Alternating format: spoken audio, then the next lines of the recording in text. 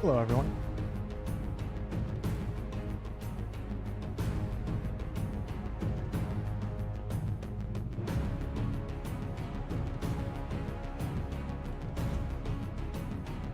Thanks for stopping in, and happy Wednesday. Tomorrow is the Game Award.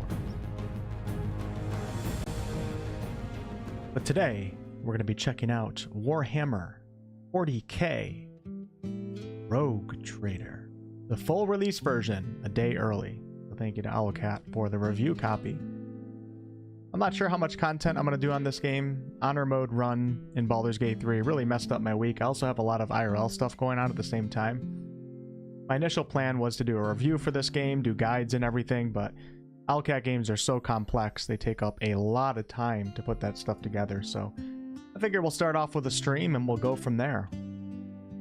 The only time I played this game really was the alpha in the past, and then I sat on the character creator the other day to try to understand it, and played for like 5 minutes, and now we're back here. Hello, Dragon, Angie, Freewada. I know Freewada is a Warhammer fan. This is the first CRPG set in the Warhammer 40k universe, so pretty cool, right? To the tavern. Appreciate the thumbs up on the stream. Cheers.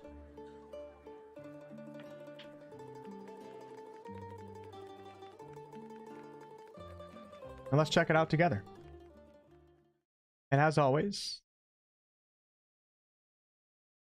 please note that Owlcat games are pretty complex, so I will be missing the chat a little bit more than normal, as I need to focus in if I want to have any chance of understanding what the hell I'm doing, so please forgive me. Freewada with the 5 gifted memberships to start the stream. What the hell? Thanks, Wada. Hope your streams are going good. It's always a good time stopping over on Freewada's channel. Make sure you guys go check it out.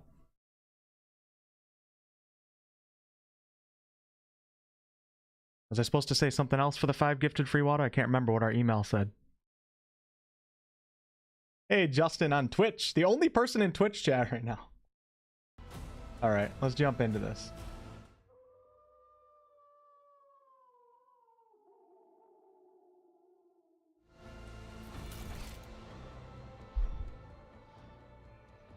Take up the mantle of a rogue trader, the scion of an ancient dynasty of daring privateers that reign over their trade protectorate and explore the fringes of the known galaxy. Darkness looms over the bloodline of Von Valancius as it faces multiple threats from within its own ranks, and without as countless enemies seek to destroy the most daring and brave agents of humanity. It is up to you to hold the reins of this shattered protectorate and forge a new path for the Von Valancius dynasty, currently finding itself in a vortex of wars, intrigues, calamities, heresy. The stakes are high and rise even higher as you cross paths with terrifyingly powerful and ambitious adversaries in the darkness of the Coronis Expanse. And I am going to up it to the daring difficulty. Hopefully that doesn't bite me in the ass. Usually like an Owlcat game, I would recommend starting on normal. Or if you feel like you're not good at CRPGs, probably story. But we're going to do daring. And we're going to see how that goes. I think that'll probably be a nice challenge. The only thing I'm worried about is just not understanding the game mechanics fully and then not being able to progress. But we will deal with it as it comes. So here we go. Choosing this difficulty is not recommended for players not already familiar with Rogue Trader's systems, as well as its implementation in this game. Do you confirm your choice? Yeah, I played the alpha for 4 hours. That counts, right? Zymel, thank you for the $10 super chat. Thanks a lot. I appreciate it. Hello, Wolf Ninja. Thank you, thank you. Smexy. Dragon Pink over on Twitch. Bully Jack, hello.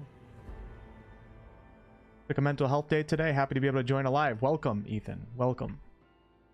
Hope you have a wonderful day. Alright, so we can choose between a few different pre-mades. And I would say in a game like this, there's nothing wrong with choosing a pre-generated character. It'll set you up for at least some semblance of core success in this game, so you don't make any like serious errors, because the character creation can be quite confusing if you don't know the mechanics. But we're going to do custom character. We're going to create our own rogue trader. There's a lot to it, a lot more than in the beta and the alpha, that's for sure. Okay, appearance. We have some face options here. Actually, let me choose my portrait first. Let's see. Whoa, that guy's pretty badass. We'll go with this guy right here. I like that portrait. You can do a custom portrait too. And appearance, I kind of like the way he looks right now, I'm not gonna lie, but just so you guys can see a few different options here.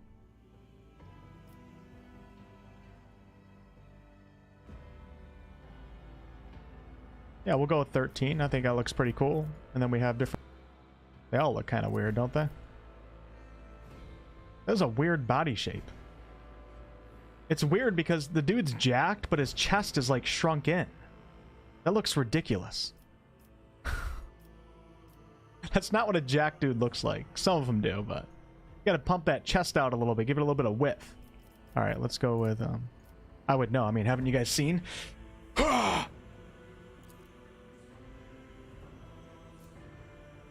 right, we'll go with body type number 1. Okay, I like that. Hair. Oh my god. Nothing else in the email. I actually really like the default that's set right here. It kind of looks like the portrait too. All right, then we got hair color. I'm just gonna leave that. Eyebrows. All about the eyebrow game. Trust me. You got your eyebrows on point, life will go easy for you.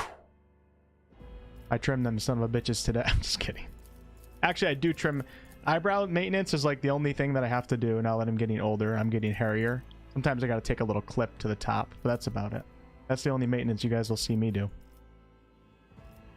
I don't even know how to take care of my own hair. I just get out of the shower and let it dry and move on with life. And then put on a hat. Alright, tattoos here. Ooh, dude, this guy looks sick for a crime lord right now. Wait, you're telling me you can't? Oh, you can. You can do multiple tattoos. I like that. I like that a lot. Oh my god. This is pretty badass. Let's go with the wrist tattoo. Yeah, it looks pretty nice. What else do we got? We could do another one too. Can we do a leg one down the right leg? That's an arm. That's not a leg, sir. Is there any wiener tattoos? I got one of those. Call it the anaconda.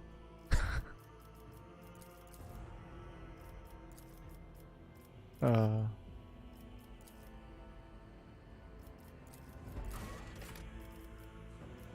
like a garden snake? What? A new challenge for me. Heresy grows from idleness. I mean, in my defense, garden snakes are still pretty big. Man, come on, let's be real here. Blood and mayhem shall be our anthem. Oh yeah, we're Curiosity sings in my veins. My tactics are Through chaos I stride. Yeah, 100%. I sound like a pirate. Sign me up. Okay, homeworld. Okay, so your homeworld choice, your origin choice, and your archetype choice make up your character in this game.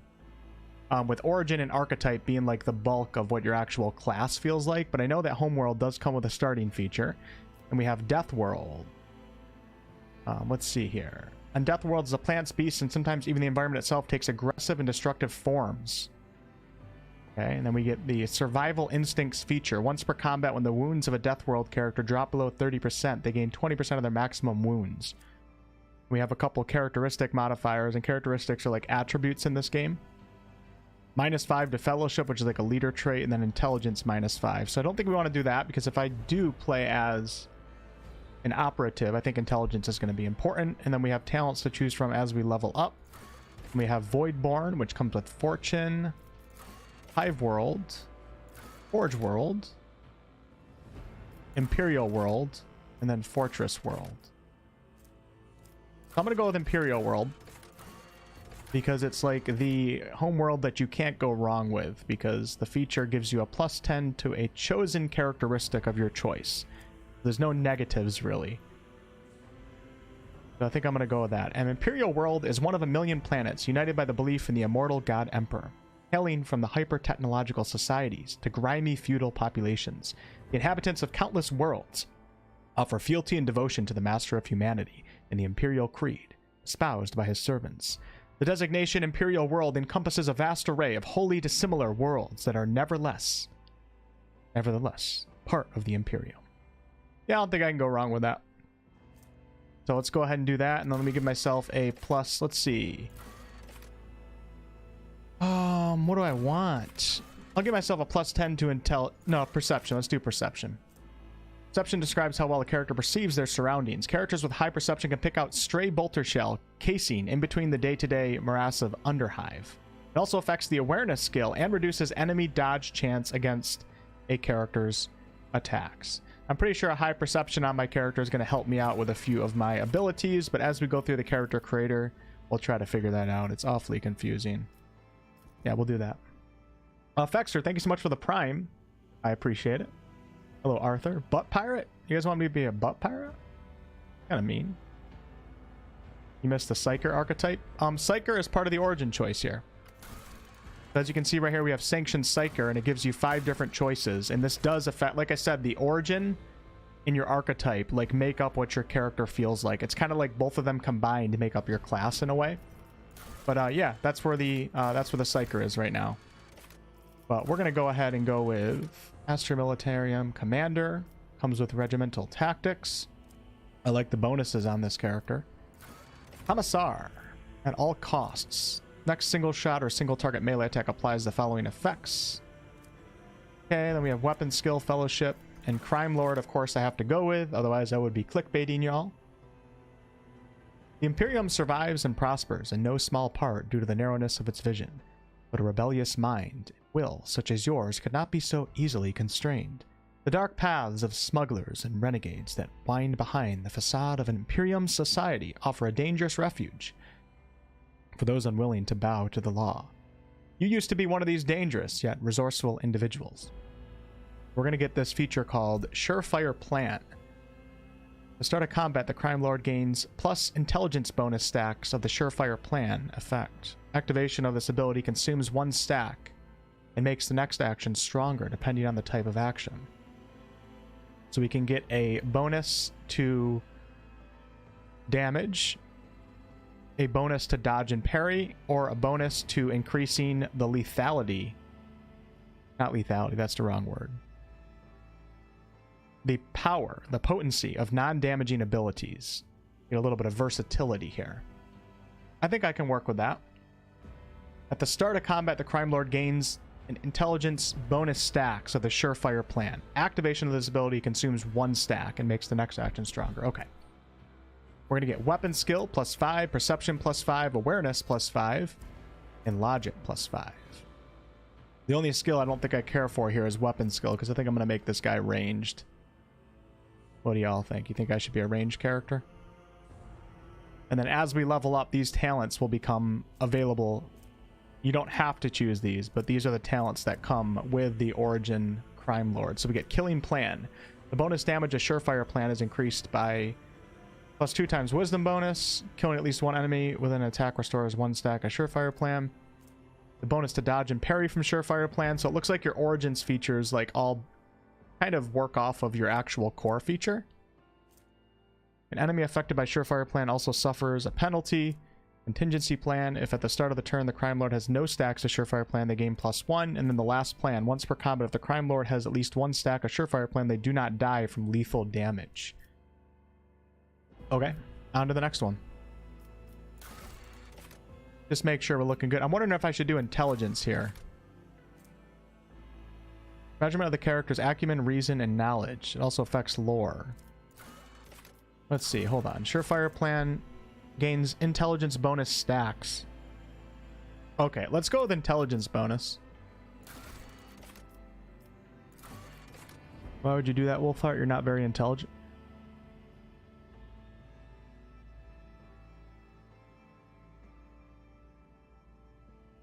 Hey, Rad, what's up, man?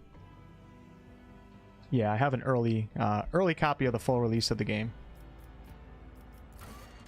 I've had it for quite a while now. I just didn't have time to really jump into it, so I'm going to be learning it with you guys. So let's go with the bonus to intelligence, which will give us more Surefire Plan stacks.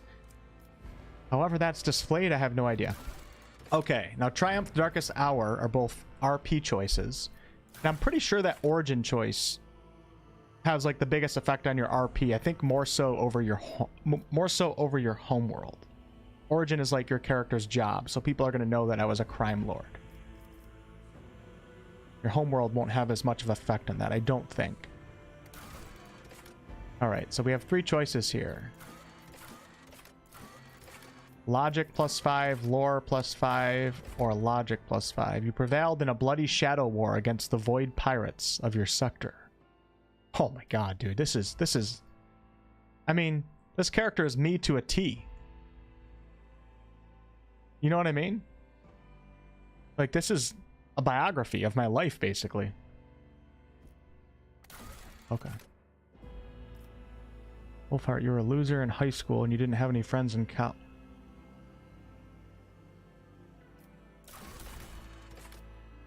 I mean, isn't it the losers that become the crime lords? Alright, Darkest Hour. -5 to Persuasion, -5 to... The skill is affected by the Toughness characteristic. Okay, so we have to choose a Triumph, which is something that we did in the past that was great. And we have to choose our Darkest Hour, so something that was really negative in our past. So, we prevailed in a bloody shadow war, so that's good. Against the Void Pirates. And now we got to choose something in our past that isn't exactly something that we like to talk about.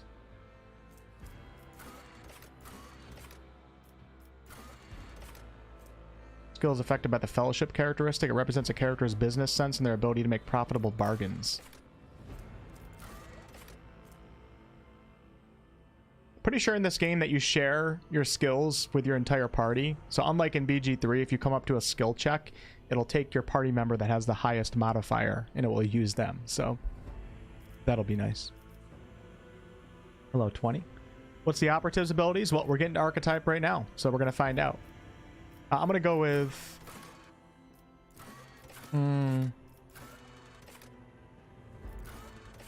whatever. I mean, these aren't like serious choices. Let's just go with a -5 to Commerce.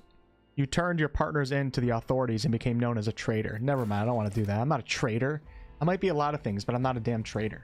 An honest man. You're arrested and thoroughly interrogated using creative, violent methods. Yeah, that's me. Okay. On to the archetypes. MF Hume, thank you so much for the Prime. Hello, Odessa. Courtney. Our first actual live stream. You know what? Let's take a second. Thanks for stopping in, Courtney. Skull. I don't have my headset on at the moment, y'all, so hopefully I don't miss a donation or anything, but once we jump into the game, I'll put my headset on. I wanted to try it without it. I'm not sure if the music is coming through to the game. I hope it's not, though. You guys let me know if it does, okay? Gross, a snitch? Yeah, that's what I'm saying. I'm not a snitch. Alright, so we have 4 starting archetypes to choose from. And I do know in the beta and the alpha, the soldier was called the marksman, so they did change this up with the full release of the game. Hello, Ellie. We have warrior, combatants boasting exceptional melee prowess, capable of dealing high damage in close quarters combat and withstanding heavy amounts of damage. They also excel at drawing enemies' attention from less defended allies. Melee, movement and dodge, armor, parry, taunts, and soaking damage is the focus of the warrior. Officers use their willpower and fellowship to improve the combat capabilities of their allies, turning them into even greater threats to the battlefield. Extra turns, single target buffs, rescuing allies, and momentum. And we have the operative. Intelligence and perception to find and exploit weaknesses in an enemy's defenses. If any of you guys have ever played any owlcat games in the past, you would know that having a way to debuff your enemy or your opponent and get through their defenses is of prime importance, which is exactly why I'm playing as an operative, because I don't want to mess with any bosses anymore that I can't do a single damn point of damage to. I'm going to be debuffing the crap out of them. Core focus, precise single attacks, defense penetration, area debuffs, and consistent firing position. And then we have the soldier, master of all ranged weapons, quickly able to assume an advantageous position from where they stand ready to rain fire on the enemy. While well trained in a highly diverse range of arms, a soldier is particularly proficient at blasting their targets with burst fire and area weapons. Core focus, movement and ranged attacks, cover, dodge, burst fire, and area attacks. Neria, Tonberry, thank you for the Prime. Thank you very much. Okay, and then at level 16, we open up these secondary archetypes or advanced archetypes. And after I scroll over each one, you can see that you only have a choice between 3 of them depending on your primary archetype. So the warrior can become an assassin, vanguard, or arch militant. The officer can be vanguard, master tactician, or grand strategist. Operative can become an assassin, bounty hunter, or grand strategist. And the soldier can become a bounty hunter, master tactician, or arch militant. So let's go over these now. Assassins are masters at identifying the slightest vulnerabilities of priority targets and dispatching them by any means necessary. Core focus is high damage, dodge, and dodge reduction, threat elimination, hit, and run. Okay. Vanguard is an unstoppable force on the front line and a beacon for their allies, even when facing extremely heavy fire. Okay. Core focus, frontline leader, defensive support, temporary wounds, absorbing attacks, and attack redirection. That sounds like your tank. Bounty hunter. Methodical killers who leave trails of dead bodies in their wake. Bounty hunter chooses their next target before the previous one has even realized it's dead. Critical hit focus, defense reduction, killing, priority target, and repositioning. Master tactician. Always in the thick of battle, using their leadership and combat prowess, master tacticians are able to harness the momentum of their party to enhance the combat effectiveness of their allies and themselves. Scaling with party success, long-term single target buffs, momentum, and versatility. Hello, Michael. This game comes out tomorrow. For all of you guys that are wondering, this is an Owlcat Games game, so I would imagine it's going to be similar to the Pathfinder series, although this takes place in the Warhammer 40k universe, and also it's based on the tabletop Warhammer 40k Rogue Traders rules and mechanics, so it's going to be different from Pathfinder in that way as well, but it definitely feels very Owlcat-y with all these deep mechanics and deep character progression and things of that nature. It'll be interesting to see how much of the game is voice acted, because my vocal cords are going to be hurting, trust me. Part of the reason why I stopped playing Pathfinder Wrath of the Righteous on stream. Alright, so then we have Grand Strategist, or Strategist, I'm not sure how you would pronounce that. Masters of battlefield positioning for themselves and their allies. Grand Strategist is able to increase the battle effectiveness of their party by designating and strengthening important parts of the battlefield. Battlefield control, ally buffs, unique ability, or unique utility, and enemy debuffs are the focus of that. And then we have the Arch Militant. Formidable master of warfare, able to blend various weapons and styles mid-combat, be it melee or ranged, or anything in between. So it seems like a nice choice for those who just want to use anything that they get in their inventory. The Arch Militant is best at, and it becomes stronger and stronger with each second in battle. Core focus, versatility, large area attacks, personal buffs, weapon set rotation, crowd control. And then at level 36, we unlock Exemplar, which is an expansion upon the first 2 archetypes that you chose at level 1 and level 16, and you get some extra abilities. Now, since I stared at the character creation yesterday for quite a while, I kind of know how these circles work. So let's go to... I'm going to be an operative, so let's click on this. So as I level up, this is level 1 right here. Then we have 2, 3, 4, 5, 6, 7, 8, 9, 10, 11, 12, 13, 14, 15... And then when we get to 16, I'm not sure what I'm going to choose. Then you do 16 through 35. And then you unlock Exemplar. God, it just looks so confusing. All right. So we're going to go with Operative. So I'm starting off with the Analyze Enemies ability. At the start of each turn, the Operative inflicts +1 stack of the Exploit effect on all enemies in the Operative's line of sight. If the Operative hits a target with an Exploit stack, the attack deals 5 times perception bonus percentage more damage. Damage is also increased by 10% for each exploit on the target. Okay, so we're going to be using the Surefire stacks to buff our attacks, and we're going to be analyzing enemies to exploit their weaknesses to allow us to do more damage. Then at level 2, we get to choose some skills. And at level 4, it looks like we gain a few different things. Talent, skills, characteristics, etc. So we're going to go with Operative. Hello, Firepaw. It looks so complicated. Welcome to Owlcat Games.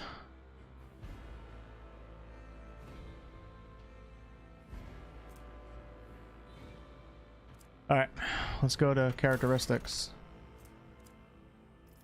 Alright, so these are like the primary characteristics in the game. Strength through fellowship, and then also we have weapon skill and ballistic skill. Now, weapon skill is your chance to hit. In simple terms, it's your chance to hit with a melee weapon. Ballistic skill is your chance to hit with a ranged weapon. They do some other things too, but I'm not going to try to take in too much information right now. Then we have strength, which affects your melee damage. Toughness, which affects injuries. Agility is your chance to dodge, also initiative. Intelligence is a measurement of the character's acumen, reason, and knowledge. It also affects lore. All right. Perception describes how well a character perceives their surroundings. Willpower reflects the character's ability to withstand the horrors of the warp. Some interesting lore behind that. The terrors of space and the dreadful opponents they are bound to encounter in the Coronis Expanse. High willpower characters exert control over a crowd or interrogate heretic. Okay, so willpower is good for a character that wants to play as the Psyker origin, which I'm not doing. So it's kind of like your magic ability in a way. And then fellowship is your leadership trait. Represents a character's ability to interact with other creatures, to deceive, charm, or befriend them. It's kind of like charisma in a way, I guess you could say. Yeah, persuasion, coercion, and commerce. As you guys can see, each of these skills is tied to, or each of these characteristics is tied to a skill.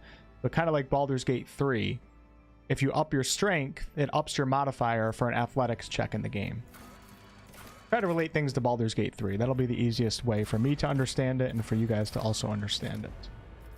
So, yeah, but weapon skill probably doesn't affect anything. I noticed that your points that you spend on your characteristics are in increments of 5. So technically I only have like 6 points to spend here, but really it's 30, I guess. I have 6 clicks. So let's go with intelligence is 40 because of my homeworld choice. Perception's up at 35, so base 30. So let's do ballistic skill up 1. And then let's do agility up 1. Intelligence to 45. And perception to 40. I like that. Don't really plan on doing melee with this character, so I'll leave strength at 30. Do weapon skill 40. Oh, let's do weapon skill 45. Why not? No, we'll do agility. We'll keep it nice and rounded. What do you guys think? Does that look pretty good? Those are pretty high numbers for starting stats. Relative to what, though? Is it high for the game? Relative to the tabletop? I mean, if your basic enemies have high numbers too, then are they really that high? Low K4. The original pen and paper Rogue Trader is somewhat cumbersome at times as well. I mean, even 5th edition D&D is also quite complex for someone who doesn't play games like that. But 5th edition is much easier to understand than something like this, or something like earlier D&D editions, like 3.5 or 2nd edition, etc. Relative to other CRPGs. Hello, Elizabeth.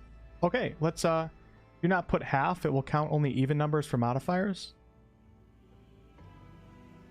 Wait, what are we talking about right now? Really? You in this game? Okay, hold on. Let me see. No, it doesn't. Look. You guys need to stop giving me false information. Look at 35. It goes to +3, +4. Okay. All right. Void chip.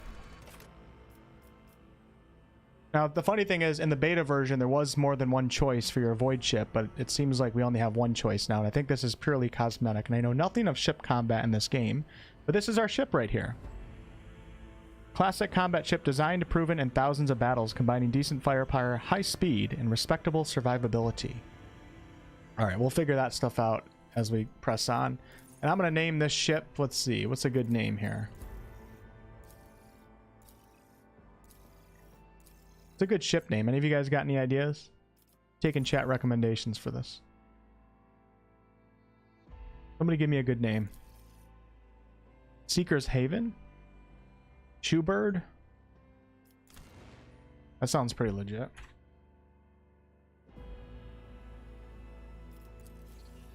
Alright, the Shoebird. Here we go. Oh, I gotta do my character's name. We'll call this guy Wolf. Wolf. How are we looking here? 40, 35, 30, 40, 45, 40, 30, 30. Athletics, we have minus. Damn, that sucks. Background, Imperial World. Humanity's finest. +10 to intelligence. Crime Lord. The hell am I saying? Feat of greatness. You prevailed in a bloody shadow war against the void pirates of your sector. Then you are arrested and thoroughly interrogated using creative and violent methods. And we have surefire plan and analyze enemies. Let's begin, shall we? Starwolf. Oh, that's a great name. Alpha Wolf? That's cringe. That's some cringe shit right there. Start drinking out of gallons of water too. You know what I mean? That would be even more cringe.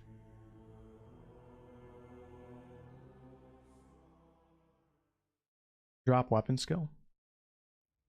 He said no melee, but he makes a melee character. I did not make a melee character. I have a +5 to weapon skill for my origin. It's not a melee character. God, some of you guys just don't really have that many points in intelligence.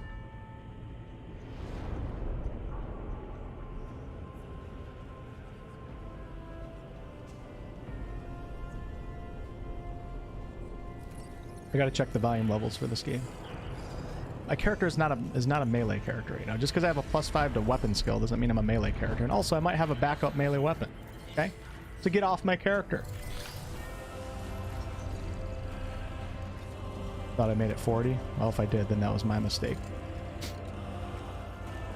Maybe I did screw up. If that's the case, I apologize.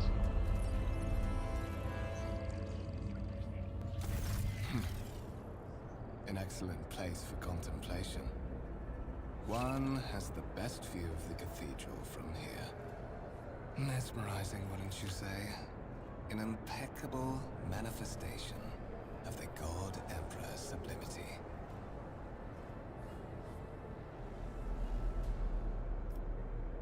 Truly an awe-inspiring sight. That is the purpose of all temples to the God. Turn that To up a little bit. inspire awe and reverence. For it is the duty of his servants to persevere in their tireless service until they are presented with the chance to give their very life for the master of humanity.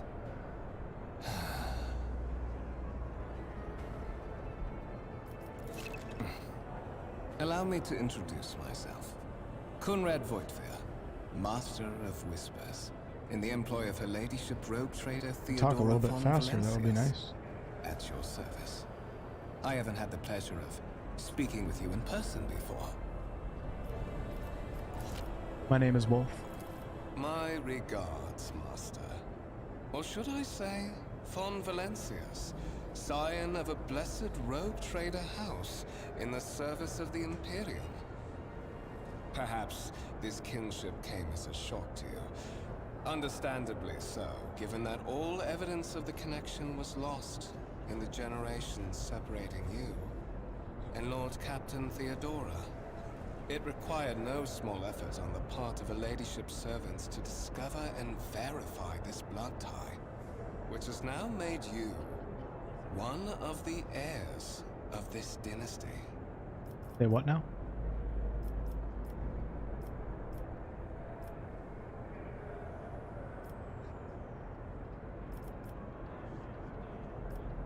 You say I am one of the rogue trader's heirs, so there is another candidate? There is. And you will meet him soon enough. Lord Captain, a strange title for Lady Theodora. Such are the traditions of the Imperium. Lord Captain is the title that was established in the annals of the Lex Imperialis at the time when the first rogue traders entered the God Emperor's service, and therefore, it is sacrosanct. Yep, this is Owlcat Games. I assume you had some goal in mind when you decided to seek me out. Let us address it. But of course, I have come to invite you to a meeting with Lady Theodora.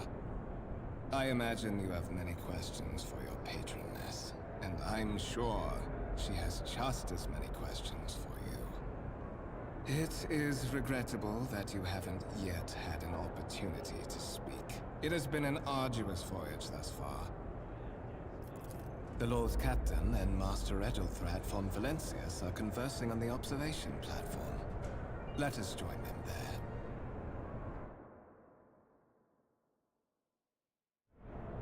Hey, Rolo. Oh, cool, thanks for the Twitch Prime. Alright, I'm gonna put my... I know, I'm good right now. Move your character by clicking left mouse button on the screen. Gotcha. Seize the opportunity. Conrad Voigtveer, the Master Whisperer serving the von Valencius dynasty, has graciously offered to escort the dynasty heir to Lord Captain Theodora. So apparently we are... Apparently we were born with the right bloodline in this game. My path. How's the volume right now? Is it I am okay? not afraid to embrace the revelations that make others shriek and cover. That is the difference between me and ignorant filth. The world trembles beneath my feet.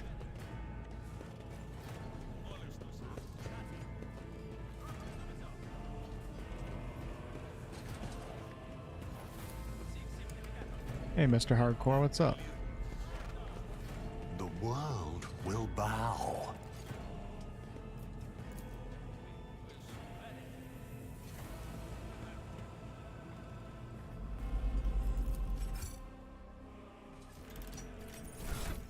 All right, we have our inventory. Okay, I do have a 40. I did make that mistake, so I apologize, Matt. But that's okay. So what I'll do is maybe I can make a character who has good ranged and melee skill. I can be a little bit versatile. So if somebody's in my face, I have something to chop them down.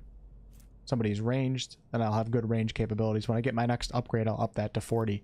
I don't think it's even that big deal with this character, because this character is going to be someone who is analyzing the enemy and debuffing them. So I don't know if I'll be doing that much damage in the first place.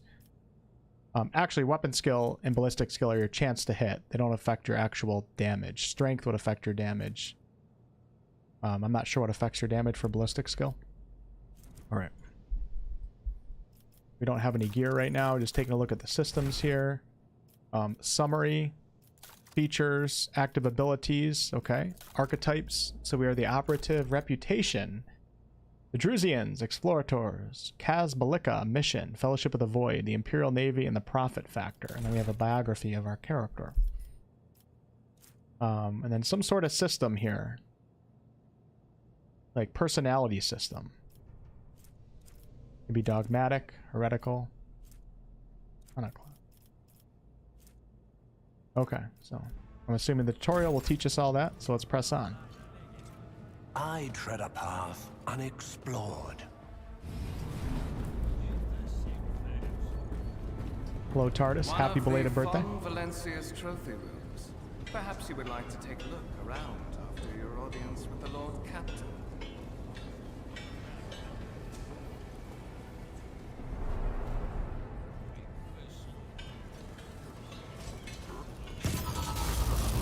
What's happening? My name's Wolf, Star Wolf, Captain of the Shoebird.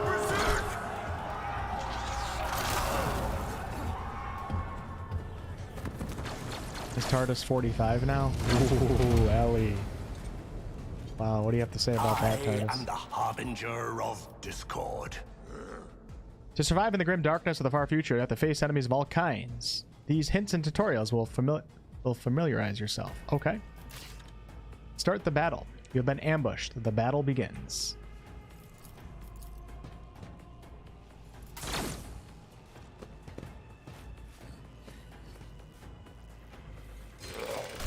Well, that's not a good start.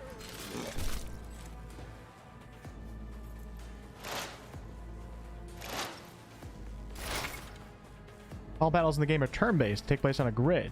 Character can move, attack, and use their abilities. Select a cell within the highlighted area and then double-click. Movement points determine how far a character can move. One movement point corresponds to one cell, but moving diagonally, every second cell uses 2. At the beginning of each turn, movement points are restored to their maximum value. Note that once a character starts moving, this action can no longer be cancelled. So I remember in the beta, moving, then that basically takes away your action points too, or something like that. But let's see how it works out. Not like BG3 where you can move, attack, and then move again. Or maybe after you move, I don't know. Let's see what it says. All right, so we have a pistol shot, which costs 1 action point. Then I have surefire plan. And I currently have 4 stacks right now because of my intelligence modifier. It says it up here on the top. You can see it. Let's go ahead and analyze enemies. It costs 1 AP. The target immediately gains 3 exploits. Purpose guides me. Okay, so this character now has exploits. A stack of 7 out of 100. And then I can activate surefire plan. When you're ready to end your turn, press space. Okay, so let's move up a little bit. Wait. We're gonna learn as we go. Oh, I think it's after you use... Oh, this is what it is. Wait, to make attacks and use abilities in combat, a character must spend action points. Every attack or ability has certain AP costs associated. The number of squares next to the icons of attack actions and other abilities indicates their AP cost. AP are restored to their maximum value. Okay. Left click on single shots. Hover this cursor over an enemy. A tooltip will show, showing your chances of hitting that enemy and the possible damage. The amount of damage your characters deal depends on the parameters of the weapon they are using. The effectiveness of the shot depends on the distance between the character and their enemy. When you target an enemy with a single shot, you'll see two areas noting the weapon's effective and maximum fire range. Certain abilities in the game are considered attack actions and can only be used once per turn, unless affected by specific talents or other abilities. If a character performs an attack action, they'll not be able to attack again and lose their remaining movement points. That's what I was talking about. So if we use the attack action, we don't have any movement points left. So some of the attacks in this game use up your entire movement bar, which is very different from BG3. Oh yeah, so you can see at the bottom of the pistol shot here, it costs 1 AP, but it also gets rid of our movement points and our actions. All right, let's go ahead and activate Surefire Plan, which should give me a 14% damage increase to my next shot. I think that's how it works. Like once you activate it, then is passive until you take an action. Ruin beckons. 23 damage. Got a little combat log here too. That's kind of confusing. Never looking at that again. The average age of my audience is like 60 something. What suspiciously poor timing for such an accident. Servitors malfunction on the officer's deck at exactly the same moment when the rogue trader and her heirs are gathered here. I have blocked all passages between the upper and lower sectors of the residential decks. If this is a deliberate attack, it should stop the culprits from advancing their plan. Okay. We're under attack.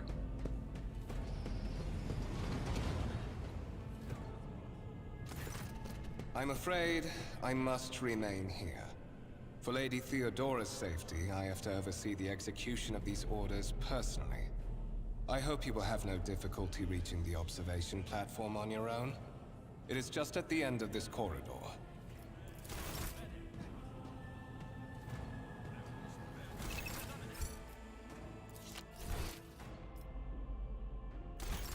Embrace true power. A lot of lore in this game. Of course, there's a ton of Warhammer 40k lore. Years and years and years of it. Powers I don't know when Warhammer 40k, when the world was created, like how long this franchise or universe has been around. Has it been around longer than the Forgotten Realms? That I do not know. Alright, so we're supposed to go that way. Let's just go this way first. Intriguing.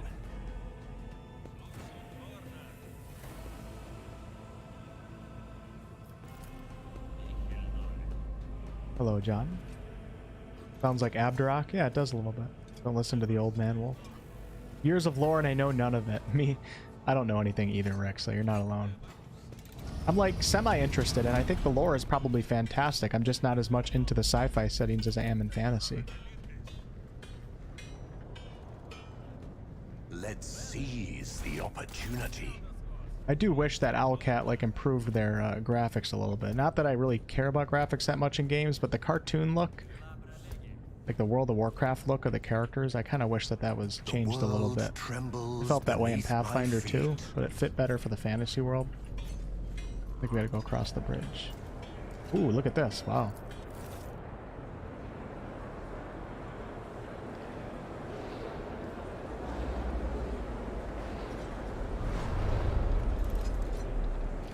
Age of Sigmar.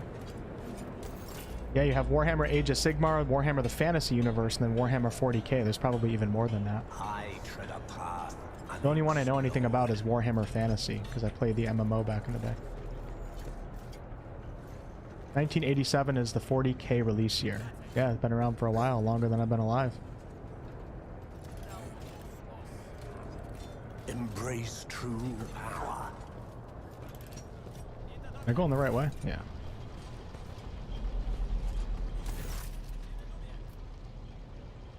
And this is when the voice acting ceases to exist. That is simply irrational, Lady Theodora. Assimilation into the trade structure would be political and economic suicide, practically an admission of heresy. Lady Theodora, then suggest an alternative that will satisfy me. I have described the situation no worse than my seneschal could have done. Make a decision. What will you do with Ion Edelthrad? I am here to speak with the Lord Captain. What is this? Is this someone from your retinue, Theodora? Do you permit your people to interrupt your conversations in such a fashion? I give that permission to those with something of substance to say. Let us see if it was worth it. This is Wolf, the second candidate for the title of my successor. Step forward, Wolf. Hey, Wyvern. Your character's skills reflect their knowledge and capabilities. Some dialogues automatically initiate passive skill tests. If such a test succeeds, the new information will be revealed or a hidden dialogue option will unlock. So we had that in BG3 with some of our passive checks and dialogue, where in the top left corner you would see if you succeeded on an insight check or something like that.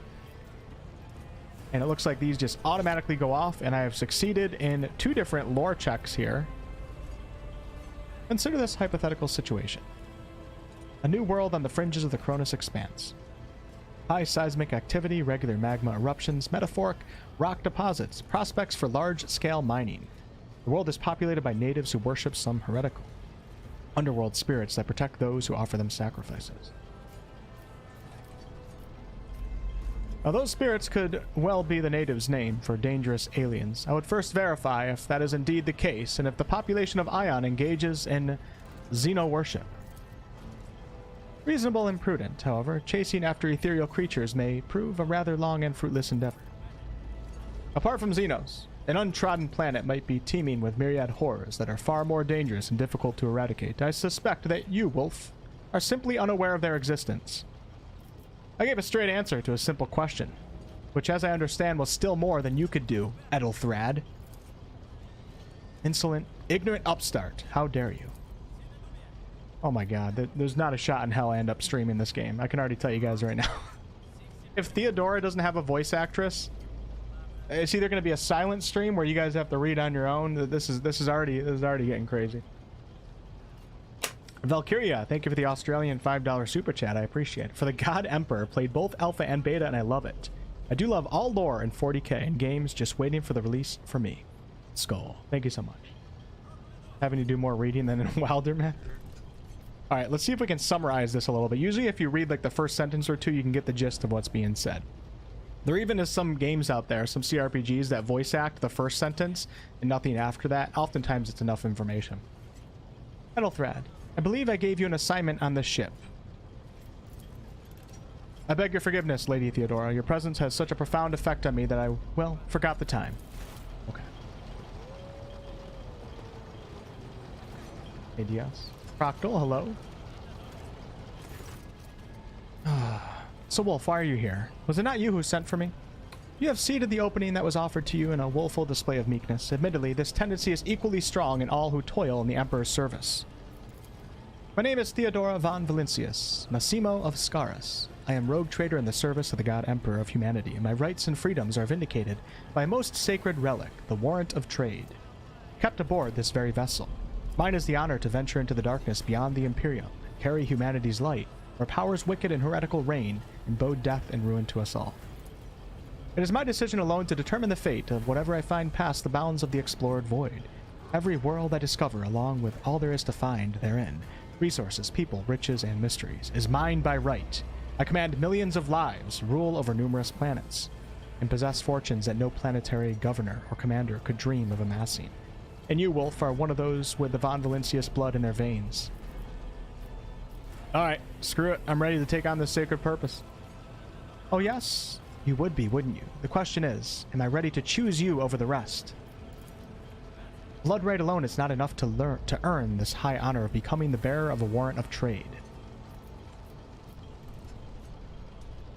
Did I hear you correctly? The Master of Whispers is related to you. So the Master of Whispers, if I remember correctly, was that character we talked to in the beginning. Name starts with a V. His kinship to me is most distant, as is yours. Nonetheless, he does bear the name Von Valentius, even if he avoids using it publicly. And as such, strictly speaking, can be considered my heir. Oh man. We're battling for the heir. We're battling to become the Lord of Murder. Oh. Alright, thank you for clarifying. May I ask my questions now? Have some time before the navigator gives a signal to initiate the void ship's translation out of the warp. My presence is required on the bridge. I have no more questions. In that case, I shall head to... Disturbance is reported on the adjacent deck. Seneschal, if the needs arise, protect the new blood. She glances at you. It is possible that the chance to prove your worth may be present itself sooner than may have been anticipated.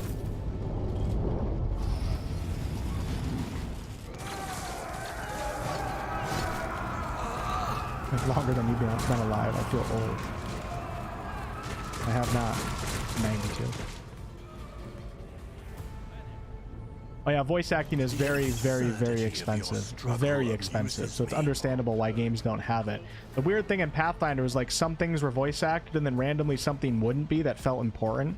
It was kind of weird. Like in this game, why isn't Lady Theodora voice acted? Like the stupid character in the beginning has voice acting, but Lady Theodora, the leader of this damn ship right now, has no voice actress? All combatants act in turns, and their orders are determined by an initiative roll. The order of turns is displayed on the left side of the screen from bottom to the top. The character at the very bottom goes first, then the one above them, and so on. Yeah, voice acting is very, very expensive. Alright, you have been ambushed. Start the battle. Do I get to control Theodora? No, I don't. Hey, I remember this guy from the alpha.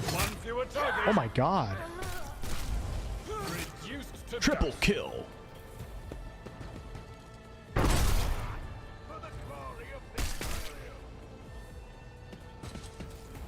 I think voice acting is like one of the most expensive aspects of a game sometimes. I forget, I read an article on it, but not every company can do what Larian did in that department, that's for sure. Use cover to avoid enemy attacks, okay? Character will not receive a bonus if attacked from a side not protected, alright? Okay, so let's do...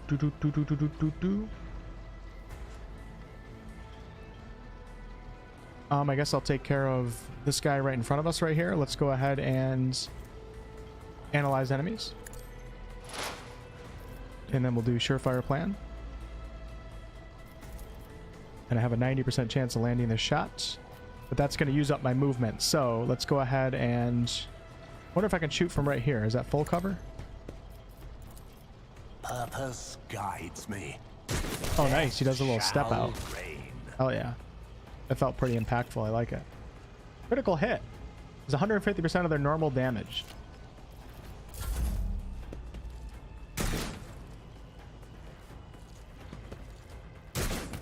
Nice dodge, brother.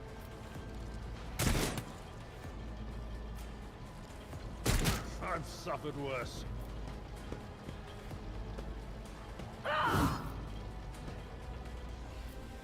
They should hire AI voice. You know, I bet there's a lot of companies that probably do want to do AI voice acting, but like the first company that fully does it is going to get so much shit, and understandably so. I remember when AI art came out, I was actually pissed off, and I'm not even an artist myself. Like when I saw AI art and people were posting AI art, I was like, man, this freaking sucks, dude, for all the artists out there. But I mean, somebody's going to do it, and then eventually it'll probably be the norm. Your character has received a temporary positive effect from an ally. To learn more about the effect you have gained, hover your cursor over the effect's icon next to the character's portrait.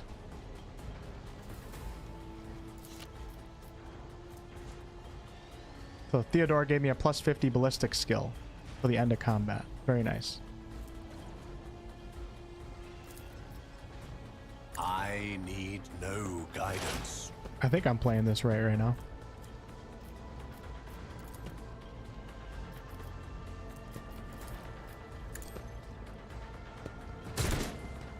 Oh, that was a nice shot, dipshit. Back to BG3 for multiplayer. This game does have multiplayer. 6-player multiplayer, I believe. The thing to remember about voice acting is it's not only expensive in story-rich games, it's incredibly time-consuming. You think about a game like any recent RPG that has thousands of lines. Yeah, especially a game like this, which has so much dialogue, clearly. We're still in the tutorial, and I've already read 7 Lord of the Rings books. Very expensive to... time-consuming and expensive to have voice acting for this. So I don't think it's a bad thing that a game doesn't have it. I just think it's weird that Owlcat chooses certain characters, like, and then other characters that you feel like would have it don't have it. Mort, take a team with you and clear a path to the transport line. Do not let a single Horson survive. Didn't bat an eye when that scum burst onto the deck. Not bad. I have seen many officers who panicked at the sight of combat on the upper decks. What are your orders, Theodora? Mort has gone ahead to clear a path for us. If you want to make yourself useful, go after him and see if the arch-militant requires aid and be quick about it. The officer's deck is under attack by an unknown enemy, so arch-militant Mort has left to clear the way to the lift leading to the upper decks. The officer has not returned yet, so let's go investigate. Rumors and contracts. Interesting. Intriguing. Kind of checking back here. Oh, damn. Poor guy. Let's seize the Didn't make it past 30.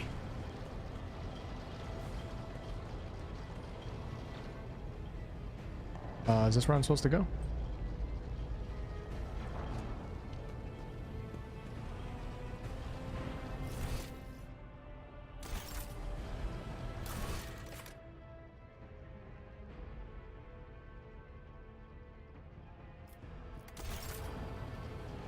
The world trembles beneath my feet.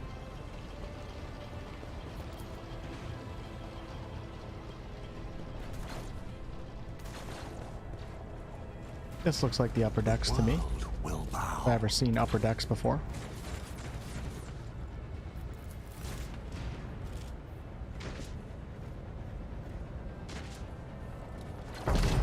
Oh my god, what the hell is that? Oral, thank you for the $20 super chat. It was awfully generous of you. Have you had a chance to play much off stream? I have not. I'm sort of interested in picking it up, but a lot of reviews are mentioning a lot of bugs. I'm not sure if I should pick it up for a bit. Yeah, owlcat games tend to be really, really complex, and therefore they usually launch with a lot of bugs, kind of like Wrath of the Righteous and Kingmaker, even I didn't play Kingmaker. I don't really have any thoughts or opinions yet on the game yet, so I can't really tell you that, but it's usually not a bad idea sometimes to wait for a CRPG to have like a month or two from any company.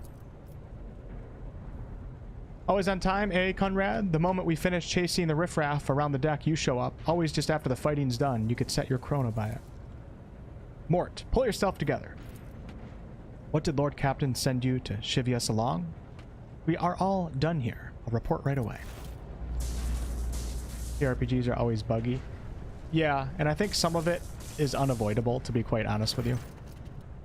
But other times, you feel like a company should have let the game bake a little bit more. Act 3 for Baldur's Gate could have used a little bit more time, but at the same time, you're never going to be able to handle all the permutations, and the like. CRPGs are so much more complex than regular action RPGs. It's almost impossible to have them be bug-free, because there's like literally an endless amount of permutations. My early access phase can be a little bit helpful for games in the CRPG genre.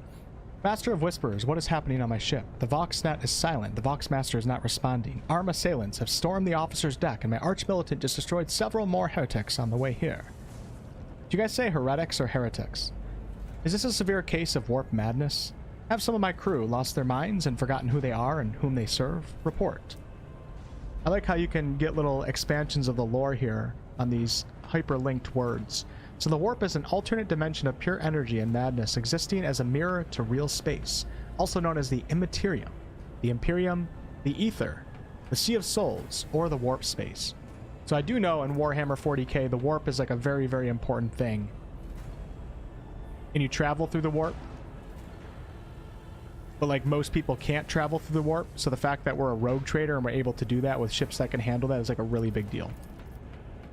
Alright. Conrad says, I have not yet received word from the Engineerium regarding any Geller field failures, but communications were already unstable half an hour ago. Mutiny? But who would attempt a mutiny here in the warp? Lunatics, fools, heretics. This ship houses thousands upon thousands of people. First, we have to confirm that the bridge and the navigator's sanctum are secure, and I have the means to do both things at once. Edelthrad, where is he? I must know if he is unharmed. A psyker aboard a ship that is potentially being assailed by the warp could pose a greater threat to himself and others than a whole army of madmen with improvised weapons.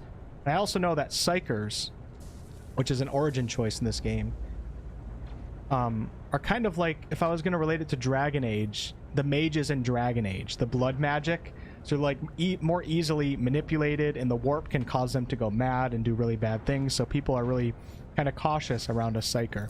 I could be getting some of this wrong. Keep in mind, I don't know my Warhammer lore. I tried to locate him, but the last thing known about his movements is that he arrived on transitional deck 18. Okay. Alright, so she has to go.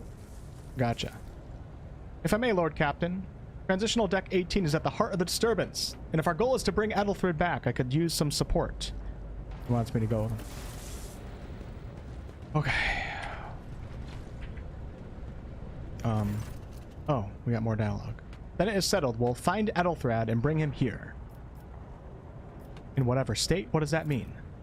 We are in the warp. Considering the attack, there could be a disruption in the Geller field, and the infiltration of malevolent forces onto the deck. Psychers can react to such things in the most unpredictable ways. Well, I cannot promise that I won't lose our dearest heir somewhere along the way. Conrad, keep an eye on our spirited guest. You are personally responsible, Mort. Another dimension that allows travel in space. Okay, cool. Thank you, thank you. The art style looks like Pillars of Eternity. Yeah, it does. Definitely does. Same company. Oh, no. It's not same company. Looks like Pathfinder, too. I don't think it really looks like Pillars of Eternity. It does a little bit. The characters do. But I like the Pillars of Eternity environment has like a really like drawing artistic vibe to it. Definitely looks like Pathfinder, that's for sure. Are you ready to head to 18? Okay. Yeah, let's go. Oh, shit. He just stabbed me. I remember this in the alpha. I promised you a special destiny, Wolf. It is time to fulfill it. Damn, we got betrayed. That wasn't very nice. You draw on chaos energy to travel to the warp, so it's possible for things to go wrong, like accidental time travel or falling into the realm of demons. Cool. Dragon Age? I'm pumped for the next Dragon Age. Hopefully it turns out good. Might want to start drinking some green tea with honey. I know, right?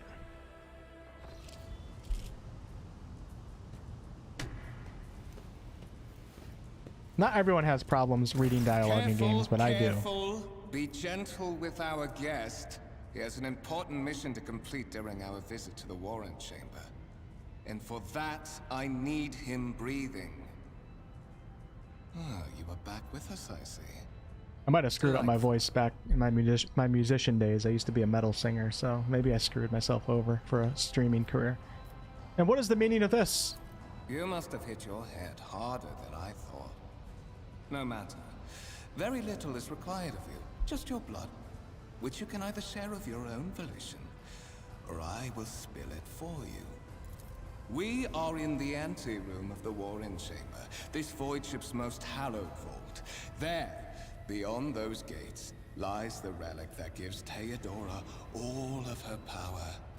The sacred Warrant of Trade. The Warrant of Trade. Only one obstacle remains on my path to obtaining it. The gates of the chamber are guarded by the Sentinel, an ancient device that will only open the door to a true heir of the dynasty. I expected to do this part myself, but never mind. You will offer your blood to the Sentinel. And why are you doing this, Voitvir? Why? Because I am following an order. What is happening on this ship right now has been in the making for a very long time. All that remains is to obtain what my masters sent me for. The Warrant of Trade. Oh, we have a lot of different RP choices here. We can help him. I don't like this guy. He freaking stabbed me. I have no intention of helping you. I am afraid that you have no choice in the matter. Try to resist, and I will demonstrate the power that the warp holds over mortals. Come to think of it, I might even take some pleasure in doing so. To the void with you. Oh, I clicked the wrong one. My dear. But that's enough talk. Fulfill your destiny. What if you said I doubt it, my darling? Would that be an Astarion Easter egg? Hey, no problem, Garminator. Thanks for stopping in on the Twitch channel. Alright, one of the available dialogue options requires making a skill test. Unlike with passive tests, they're made automatically. Okay. So not every dialogue check is passive. So this is just like rolling the dice in BG3 in a dialogue check. So if I use my tech skill, I have a 90% chance to succeed here. So in the gateway arch, you see a cogitator with a human likeness built into the front panel. As you approach, the torso twitches slightly. This is a servitor. Mindless cybernetic drones. An obedient automaton created from a lobotomized human being. The sentinel turns its head to you, one of its eye sockets lighting up with two ember-like irises. Let's examine the device. Success. You carefully inspect the design of the gate cogitator. What immediately catches your eye is the strange alloy that was used as material for the machine's components, some of which are unfamiliar to you. You suspect this might be some kind of archetype, archeotech,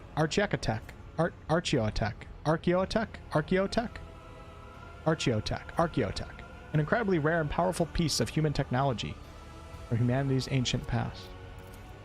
The servitor on the gate begins to move. With a screeching and groaning of metal, it leans forward closer to you and lowers its jaw open with a drawn-out shriek, much wider than the jaw of a living human could. Alright, let's examine it.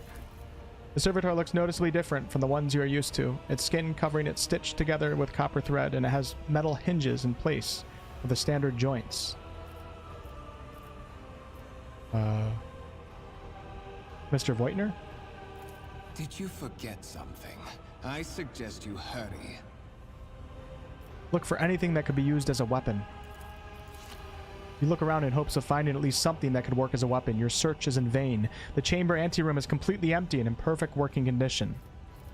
Okay. We are left with no choice but to place your hand in the sentinel's maw. The sentinel's jaw clamp around your hand, puncturing your skin and sinking into your flesh. A few dark drops fall into the servitor's throat, and immediately you hear humming as the server motors start up and the pumps stir into motion. Several long minutes pass. The sentinel's jaws remain closed. High levels of caustic humors. The subject is in a state of heightened stress. Do you require assistance? Who is this? Genetic code identified. Child of House von Valancius. Do you require assistance? I suppose this is the onset of the warp madness they warned me about. Request accepted. Initiating defense protocol. Uh-oh.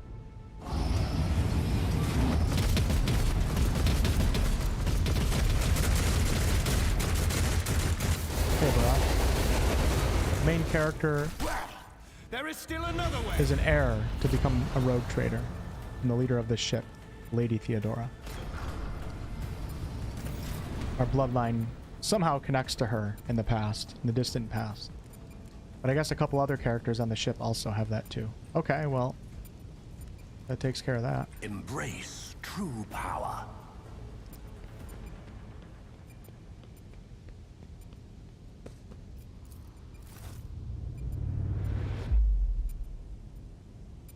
Let it be known that by my will and by my true words of this step, be the paragon of humanity, unbroken by adversity, to walk bravely. Okay, alright, never mind. I just won't read it.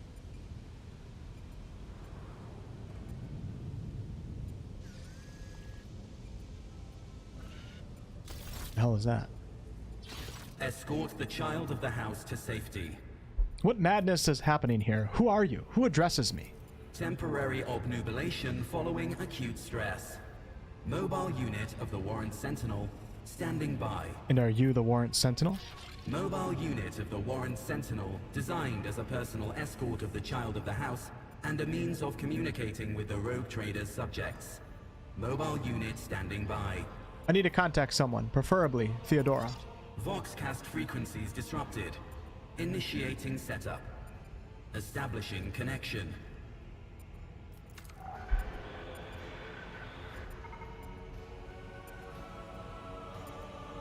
Okay.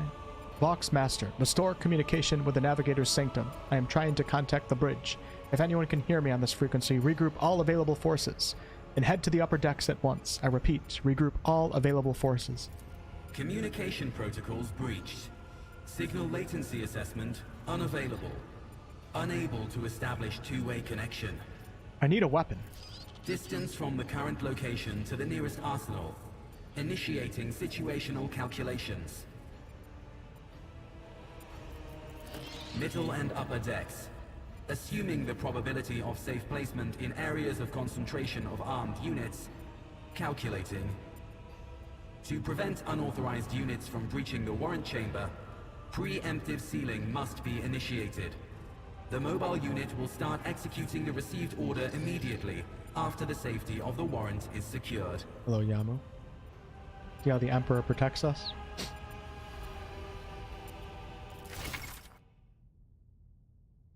I think no matter what, you have to be the heir to the rogue trader leadership, but I am a crime lord, so we'll see if we can notice the story being affected by that. As the game's story unfolds, you'll see notification at the top of the screen indicating that the status of your current objective has been updated. Okay. Journal entries help you keep track. Gotcha. Intriguing.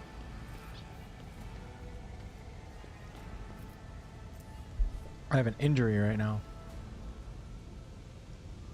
Injury that wasn't healed in time. It can be healed with a medikit. It requires passing a skill test to succeed. Too many injuries reduce the character's resolve and cause traumas. Powers unseen, uncover my path. I don't have any medkits, so... Where are we going, brother?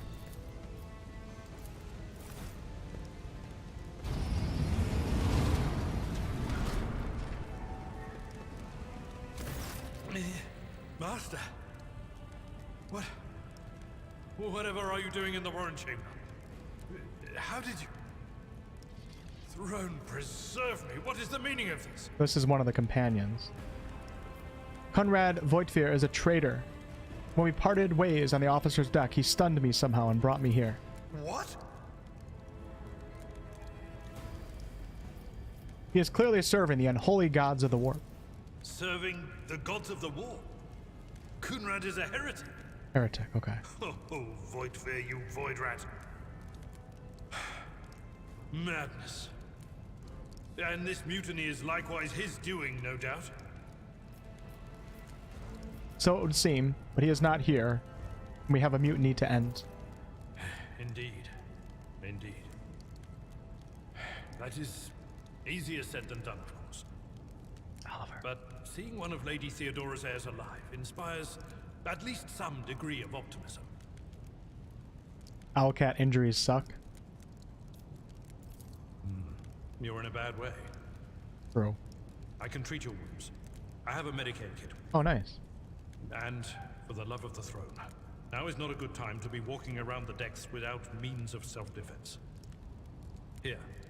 Sniper rifle, armored, body glove, and a med kit. While fighting, your character can lose some of their wounds. The wounds is HP in this game, a measurement of how much punishment a character can take before suffering debilitating effects, ultimately death. Every character has a specified number of wounds. A character can often increase their wounds by spending experience points and improving their characteristics. Your character suffered an injury after being attacked. This happens when a character receives damage that exceeds 50% of their maximum wounds within one round. Okay, so within one round of combat, if somebody takes more than 50%, you get an injury. You automatically get one. Injuries reduce the character's resolve.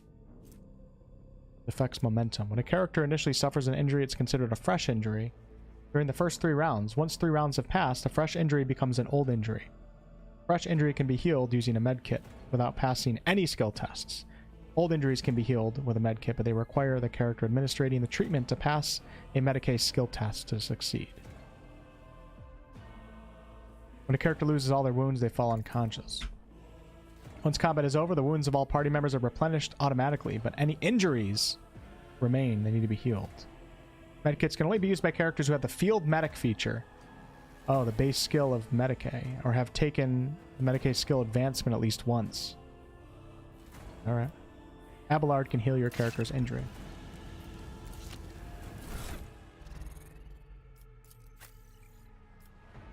Okay, so here's Mr. Abelard.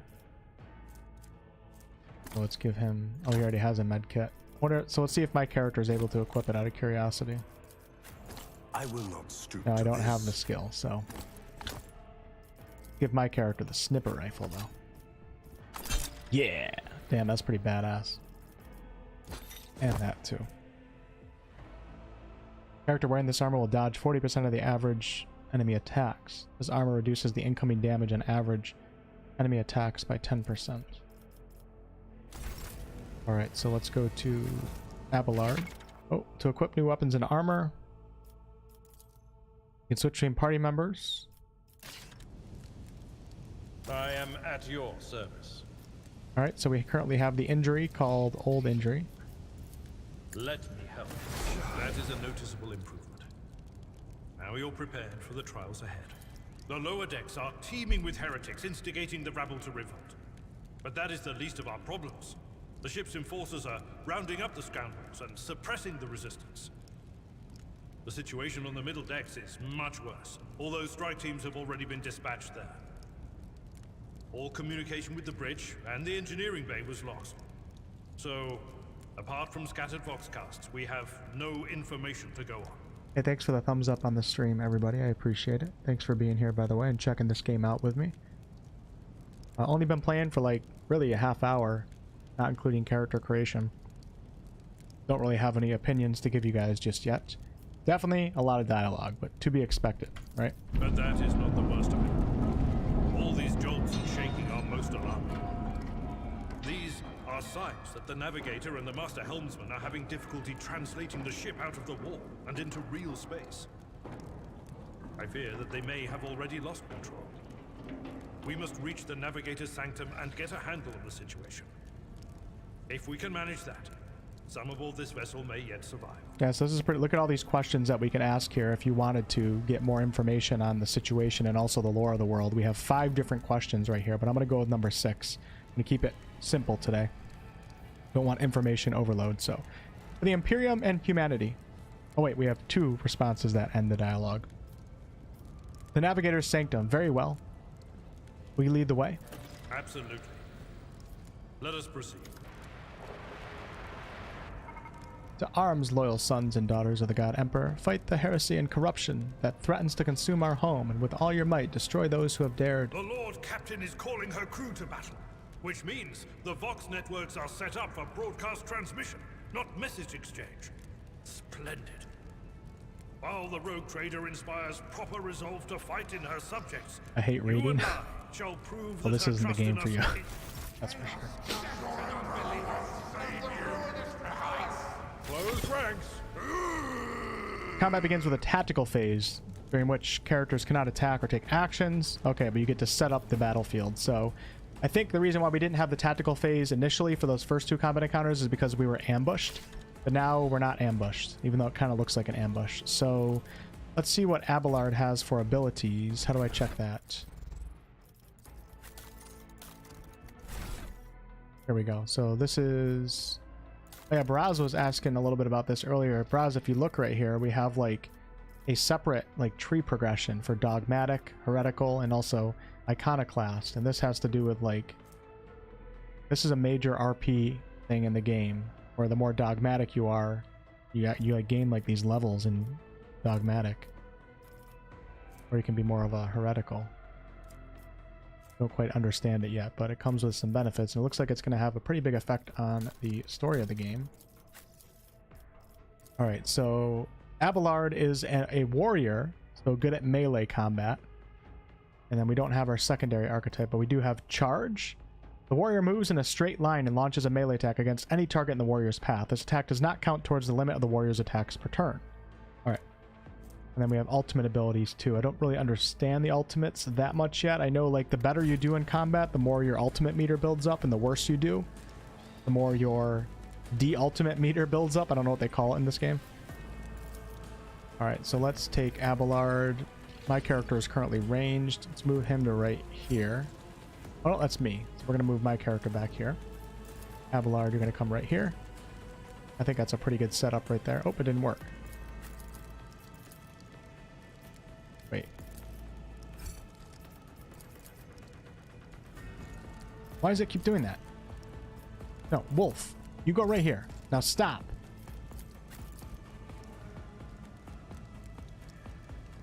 Okay, there we go. Combat abilities, the characters differ depending on their archetype. Blah, blah, blah. Okay, gotcha. While the ability is used, you get review on the estimated outcome. During your adventures, you'll gain talents. Okay. Alright, so who's up first? We have the initiative order on the left over here. It looks like me and then Abelard. I don't think... Can you switch? No, you can't. Not like BG3 in that regard. So let's go ahead and start off with Analyze Enemies.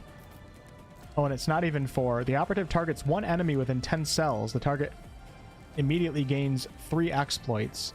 And I can currently... the red lines are showing all the characters that I can reach.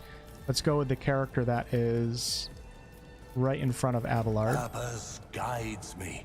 Then let's take a look at him. So we have stack of 4 out of 100 exploits. And characters who have exploits, we're going to deal more damage to them. And then let's activate Surefire Plan Stack, which is going to give me even more damage. And then let's take a shot. I have Single Shot and Deadeye Shot. A precisely aimed shot with a 50% bonus to the effective range of the weapon. And a plus 10% chance hit bonus. Oh, nice. I got 2 enemies right there with a single bullet. Alright, your new companion's a warrior. Charges unique warrior ability. Okay.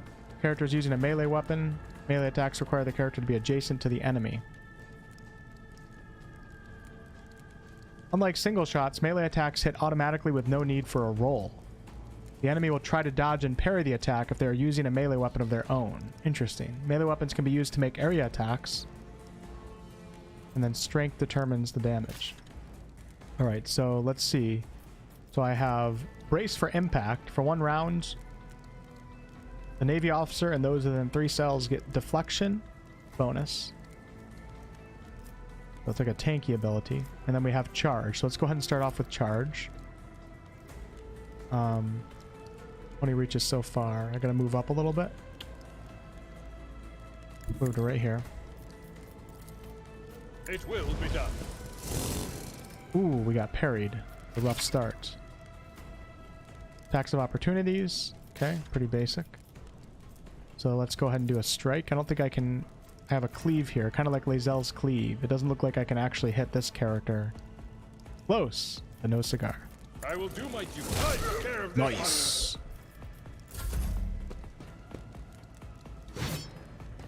Tutorial info are clearer and more obvious than in their past games. Nice, right? Anything to help avoid player confusion is a positive in games like this. Deflection is damage reduction. Makes sense. Companions can get hurt by your burst shots or area attacks. To avoid friendly fire. Oh yeah, I forgot in the alpha about friendly fire. We gotta be careful here. So, if I remember the alpha correctly, when I take aim at a character, I have a 93% chance to hit this character, but if I miss, the bullet could go to the right and hit Abelard. Let's move up a little bit. Let's move to right here. Descend upon the weak. And then let's go ahead and analyze enemies. Ruin beckons. I'll do this shot. Shall Nice. reign. Purpose guides me. At your beck and call. We'll do brace for impact and then a single attack. You attack. Awesome. That's weird, taking actions and then not being able to move after you take the action at all. It's a different style, that's for sure. Speaking of the devil, your character can only move around the battlefield before they take an action. I'm not used to that. I will triumph. One step of blood-soaked tribute. I leveled up too. Once you've accumulated enough experience, your character gains a new level.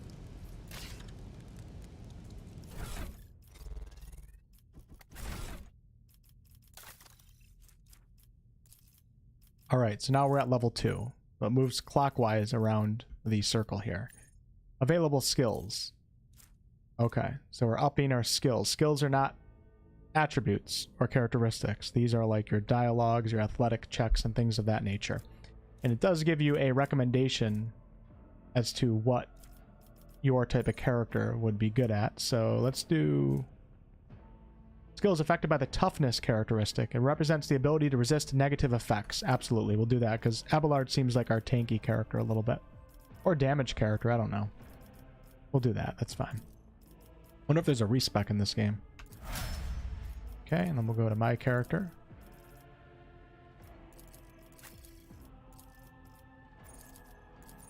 And as a crime lord operative, what are you doing? Okay, that was weird. Tech use. Skills affected by the perception characteristic, or logic affected by the intelligence characteristic, which is pretty high on my character. It makes a character's rational arguments more convincing. Sure, we'll do that. Alright. Level 3, here we come!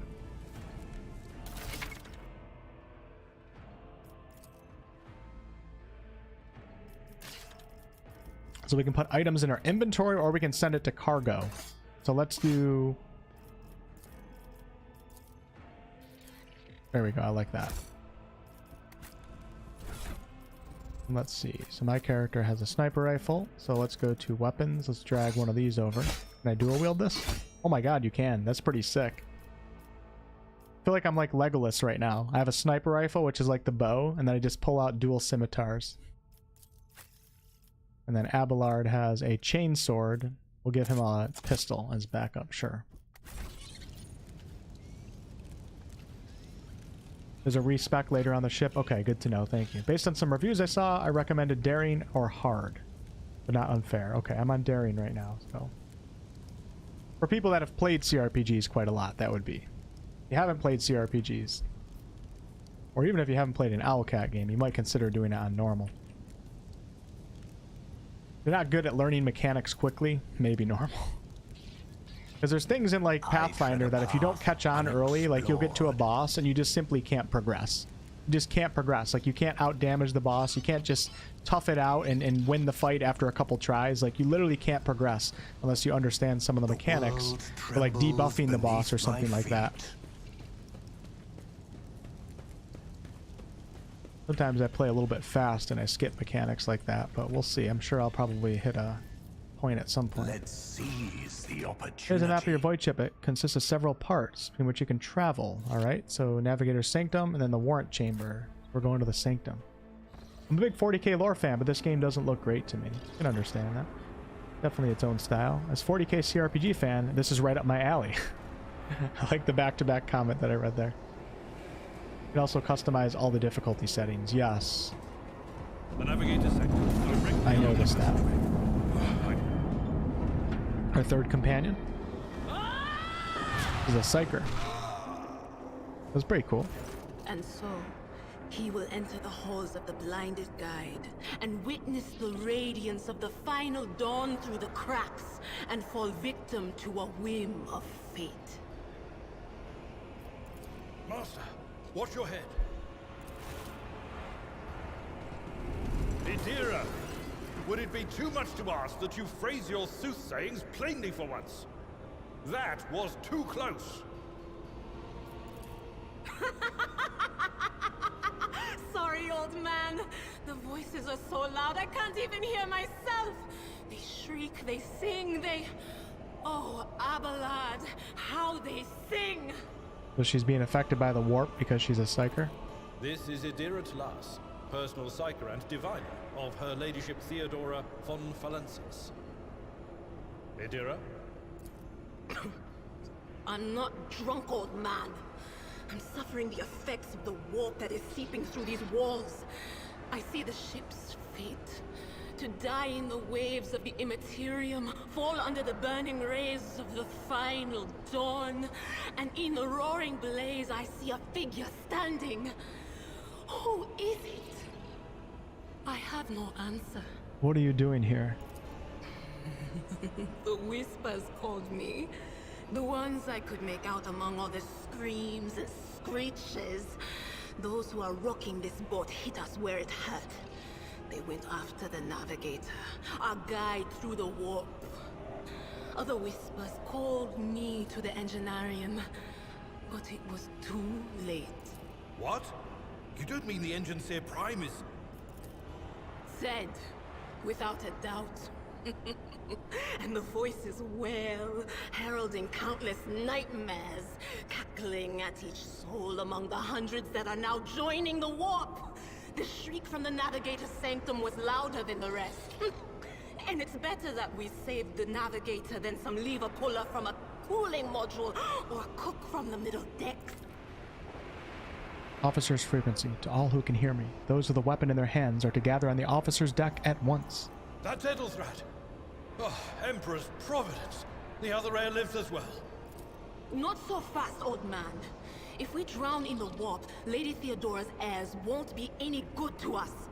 If Edelthrat's like me and hasn't yet surrendered his mind or body to the mercy I of like the lore warp. so far. Blast it. You're right.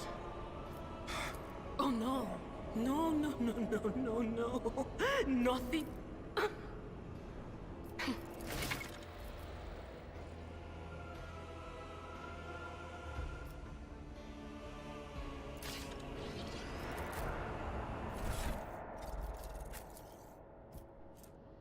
Madeira has a psychic staff which comes with lightning arc. The ability is also available in its heroic act, in desperate measure, that's what it's called. Power level.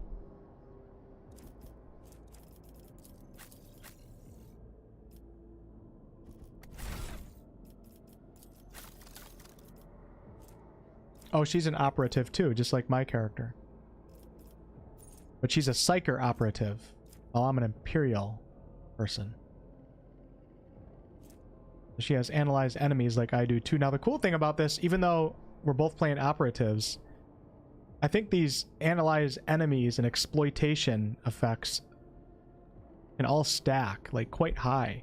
This actually might be a pretty powerful party composition here, having two operatives. All right.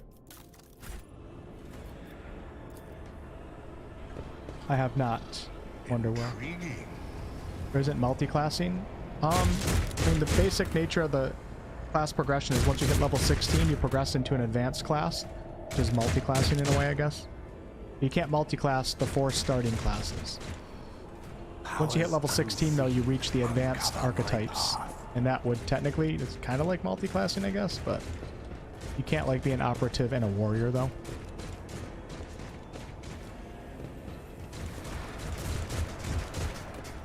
I don't know if you can sneak in this game. I march for power. I will level you.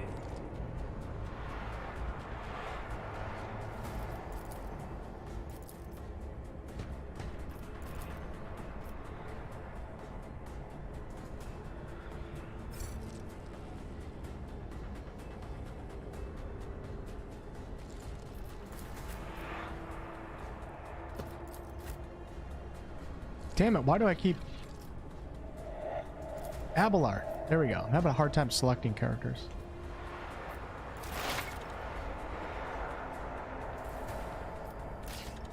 Alright, so the hologram allows us to...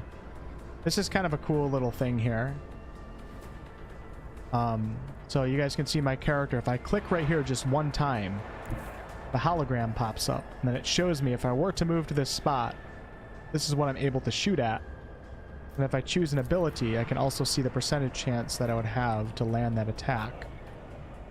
Kind of cool, right? Let's go ahead and start off with analyze enemies. Oh, I can't see anybody. We'll analyze this guy, I guess. I will triumph.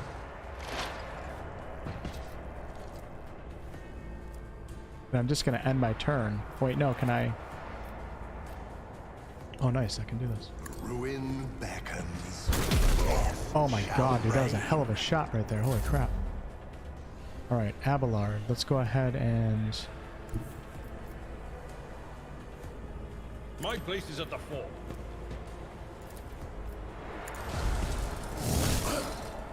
Solid. I'm going to brace for impact to make me a little bit tankier. Dira's abilities. Oh no.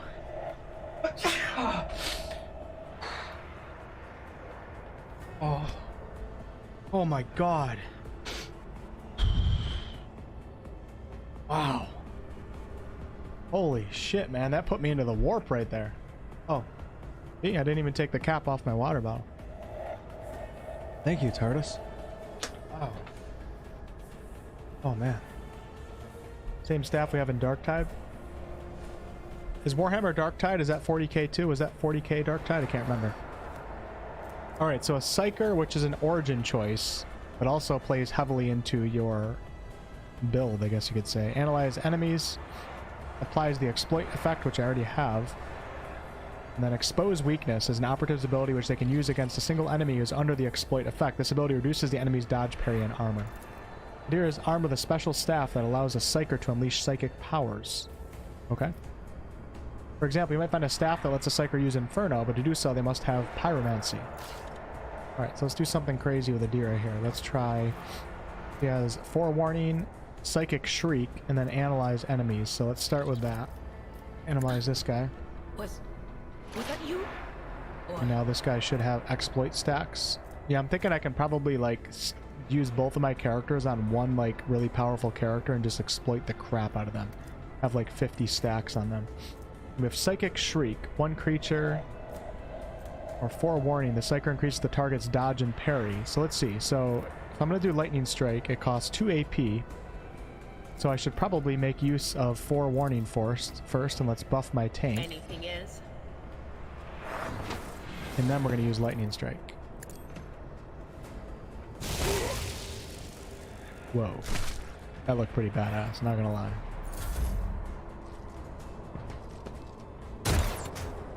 That looked pretty badass.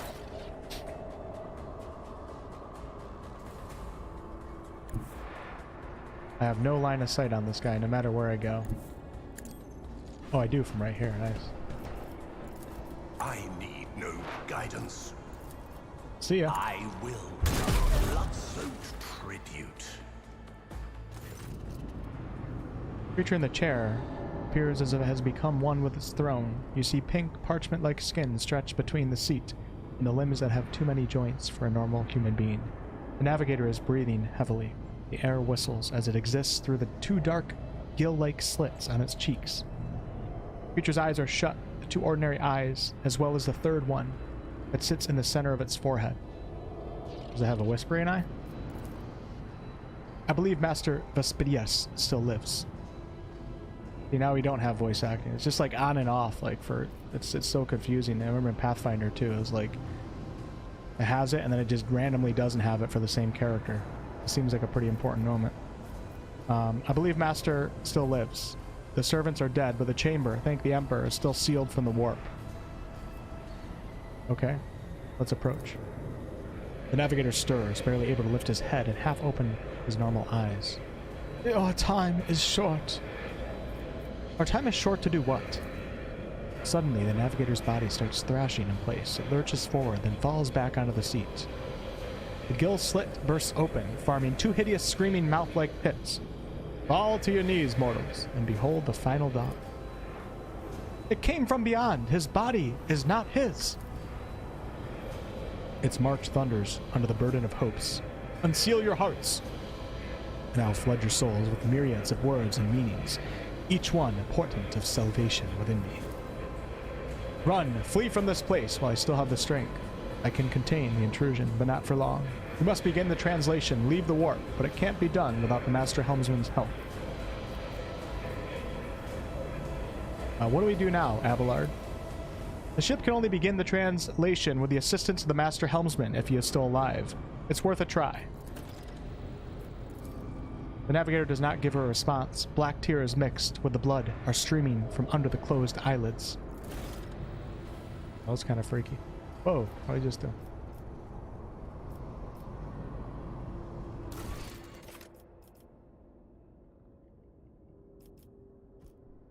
Archetypes 40k, okay.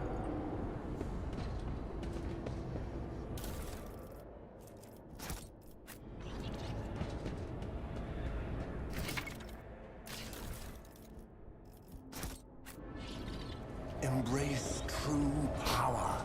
You know what? You know what really annoys me in some CRPGs? Do you guys feel this way too? I already know this is going to be a thing in this game. When you click to loot something, your entire party stops and your one character runs over to get it. I don't know why this is a mechanic. Like, have my whole party move over to loot the thing. Like, you don't just send one character. It makes, like, movement so weird.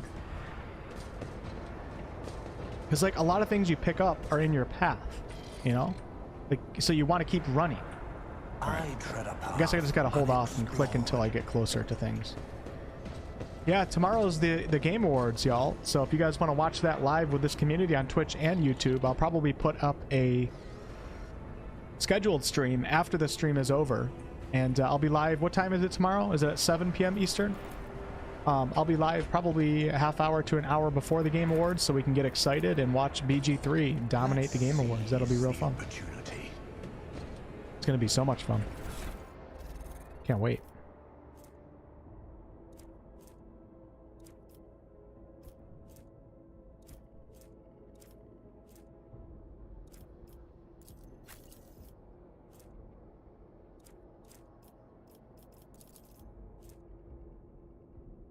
That or they realign their positions.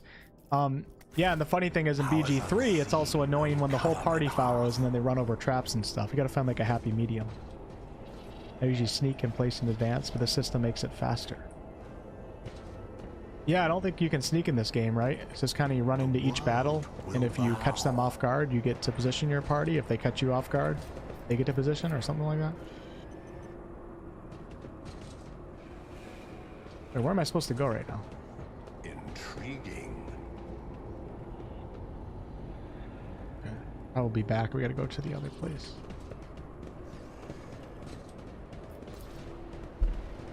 Scavengers build. But yeah, we're gonna have a watch party tomorrow. Hello, Mike. Why do they not launch pre-purchase? What do you mean by that?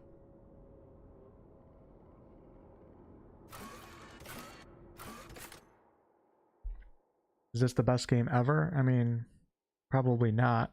So far, it's having a decent time. Not very far into it, though, to really give an initial impression. Nice software, nice. Navigators have a third eye that can see through the warp. That's pretty cool. Really curious how you're going to deal with the end of the prologue. Me too.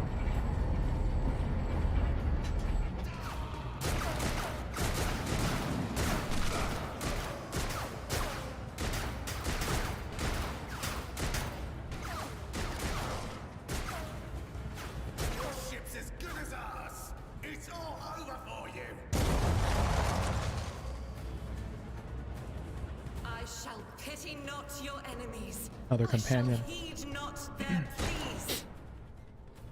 Somebody shoot these men! I shall betray not your tenets, nor stray one step from you. Take not your gaze from Damn, she's me. kicking ass. Leave me not without your grace. I told you he would protect us. My God, my light, my emperor.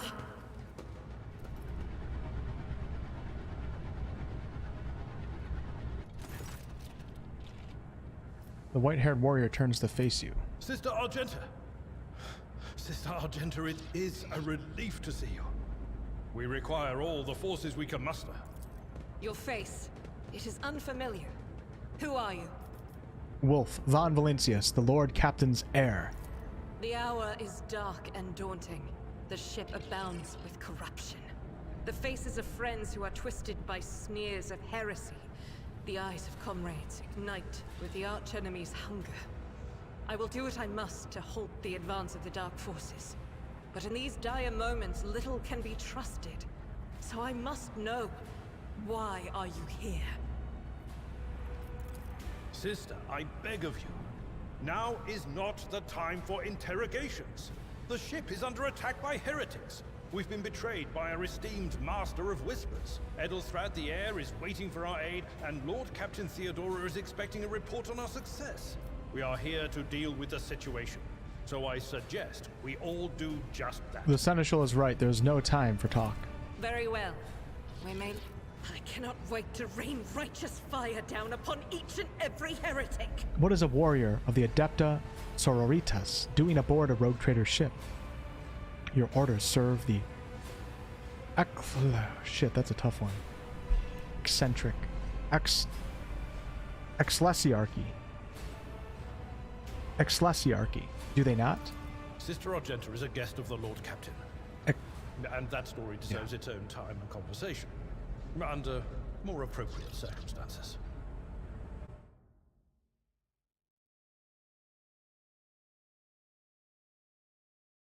A government ruled by or in conjunction with a religion, a church state. Hoping for a pronunciation, that's what I was looking for. That'll have to do.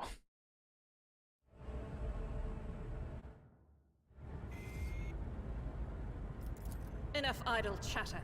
I am where I... through this door. We will follow. For now, we will hold off any heretics who might... Good to hear it. Ready. May terror's light... Alright, now we have another party member. It should be a party of 6. We have a lot of companions to gather here. Let's see what she has. So she is a soldier? Dogmatic soldier. Yep, a soldier, which used to be marksman in the alpha. Running gun.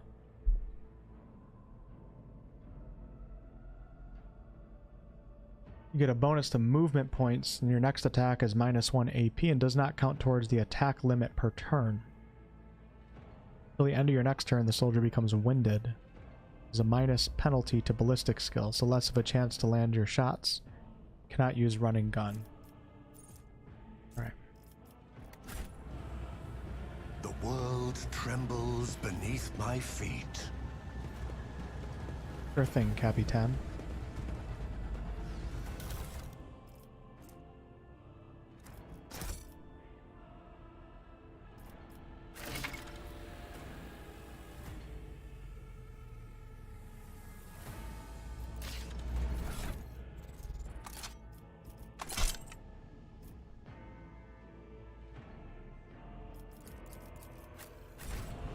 Let's seize the opportunity. A lot of ship cargo. I know nothing about the ship system in this game. So I'm just going to pick up everything and then figure it out from there. Powers unseen, uncover my path.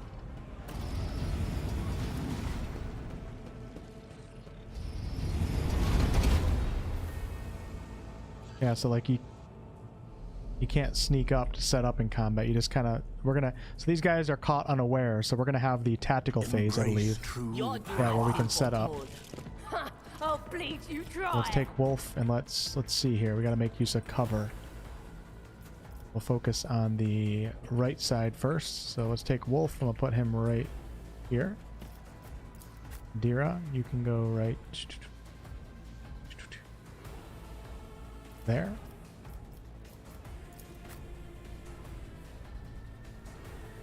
No cover from that position, really?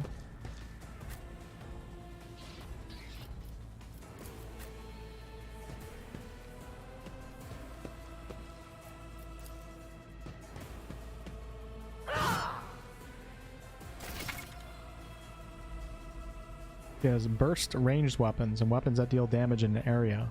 Running gun, we already talked about that. Revel and Slaughter is an ability which can be used once for each 3 enemies the soldier kills. Each activation of this ability increases the soldier's ballistic skill. Certain weapons let you make burst attacks. Unlike single shot, burst fire requires you to select a direction.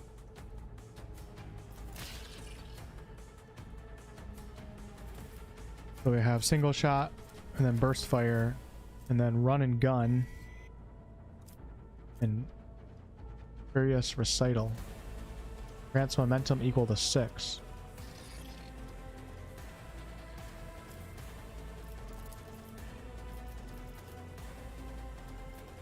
So we gotta watch out for friendly fire. So I have really bad placement of my character right here because I could burst fire all of these guys, but it looks like it's gonna hit my own character. I'm actually almost tempted to just try it out. Let's try it out and see what happens.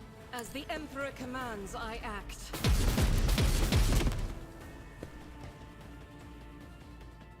Oh, that was pretty bad.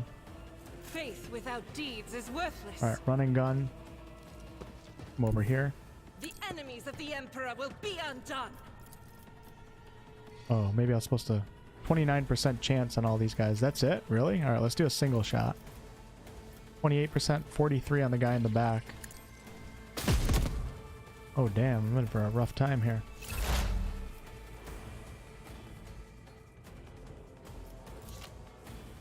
Alright, Adira. Let's go ahead and analyze enemies.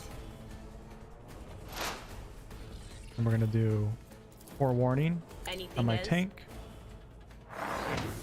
And then call lightning, and maybe we can take a couple of these guys out. But of course. Nice.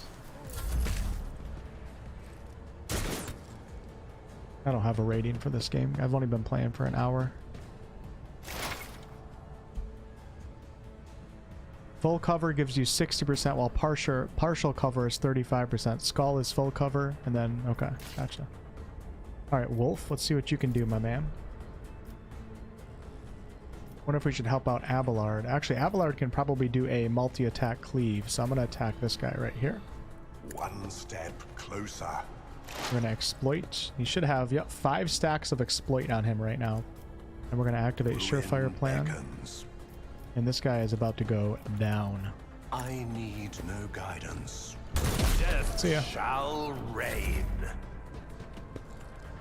Better luck next year. Lehu Azur. Alright, so I want to try out the cleave attack here. So I'm going to move to right here. I don't think this is an opportunity attack.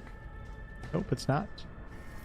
Let's go ahead and use Brace for Impact first. And then we're going to cleave. At your back and forth. Only hit one of them. The other guy dodged.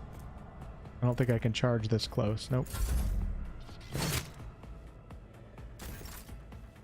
Alright, Argenta.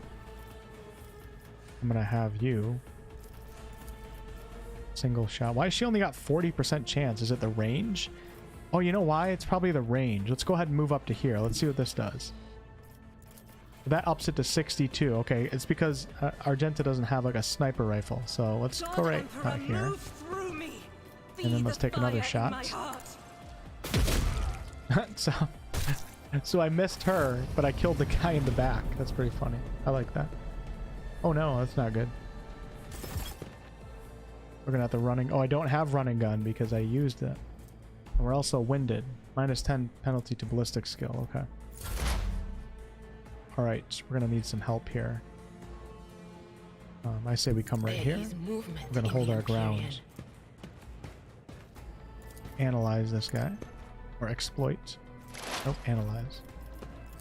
And then we'll do a... Let's try this one out. Psychic Shriek. Will do. What an unfortunate Whoa. turn of fate. I like psychics. That's cool.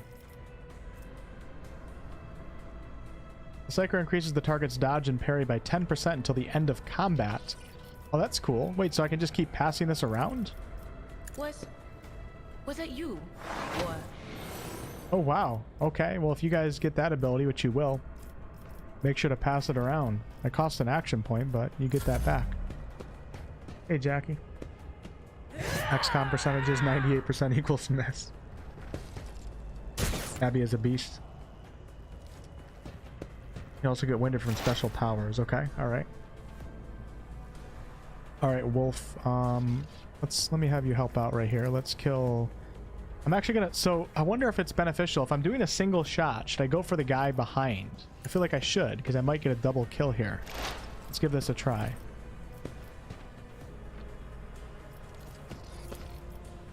Oh no, it's gonna hit... Hold on. I'm gonna do it anyways. I'm gonna do it. Purpose guides me. Blood-soaked Okay, so it killed him, he dodged it, and then my character dodged it too.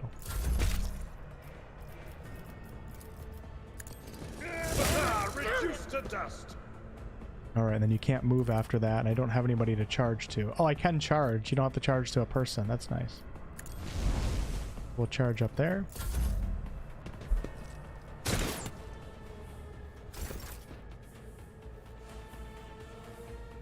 Alright, Argenta. I'm gonna get a good burst fire out of you here. I will bathe this battlefield in righteous fury. Oh yeah, that was pretty cool. Let's run and gun it too. Let's run and gun to right here. And then let's kill this other jabroni. Yeah. Okay, just have 1 HP, that's fine. Feel like I'm playing honor mode in BG3 right now. By the way, I'll probably go back to honor mode definitely this weekend, for those of you guys that are watching that playthrough. Probably not tomorrow, because tomorrow's the Game Awards. Maybe after the Game Awards tomorrow, though. We'll see. I'm not sure. Alright. Put you right here. They who discern the future on the battlefield. Wish these actions would go a little bit quicker. Will do. Well. It's like every time you activate an ability or something, like, or want to move, there's like a slight delay, and it just makes the pacing feel a little slow. Aha. Hey, Dragon, watching on a full-size monitor, not on my phone. BG3 is much better, but hopefully the next 40k CRPG will steal from BG3. Yeah, so, I mean, Owlcat has their own style, and Larian has their own style, and they're also companies of very different budgets and resources. Owlcat very much curtails their CRPGs to a more hardcore niche base of RPG fans, while Larian, pretty amazingly, somehow was able to bring CRPGs to a much wider audience, albeit it requires a lot more resources and things of that nature. Each to their own, but yes, I would agree that BG3, I prefer Larian's games over Owlcat's games, but I think they both serve their market. A lot of people that play BG3 are probably going to think they want to play Rogue Trader, and they're going to come over here and go, what the fuck is this? So, excuse my language, oh my god. Because they're going to have to read everything. There's going to be mechanics that you have to like sit there and try to study to figure out and things of that nature. Not everybody, some people are too stupid to understand it, but a lot of people just don't want to do that when they play video games and understand what they sell. I think that's more so the case. I find purpose.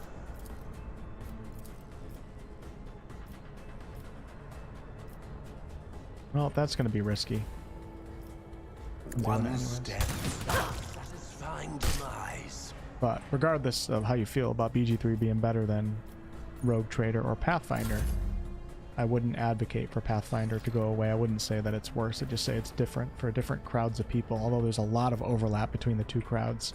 Owlcat games are a lot more niche, a lot more hardcore for sure. Okay, did we kill everyone? Where's the enemy? Oh, he's right here. I don't think I'm gonna be able to come over there. Let's charge to right here. Yeah. It will be done. You think Rogue Trader, Pathfinder, and BG3 are really different? Oh, they're very, I mean, in terms of how they play out and who they appeal to, absolutely. The thing here's what I would say: people that play Pathfinder or Rogue Trader are gonna like BG3, but not everybody that plays BG3 are gonna like Pathfinder or Rogue Trader. Huge overlapping audience, but everybody that there's so many people that play BG3, it's insane. It's so cool, like how many people got into the CRPG genre from that. BG3 is like so many players' first ever CRPG. As the Emperor commands, because it's a much more like entertainment focused experience versus a mechanics focused experience. Alright, let's go. Get this combat encounter over with. This one's taking way too long. I can't even reach this time to turn. Through chaos, I mean, like, even like BG 1 and 2, like, they're a very, very different experience than Baldur's Gate 3. Everybody that plays BG 1 and 2, well, not everybody, most of them are going to like BG 3. Not everybody that plays BG 3 are going to like BG 1 and 2.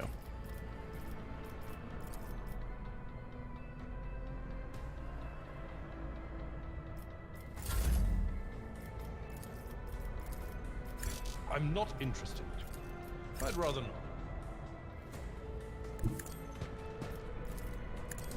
I took care of this one.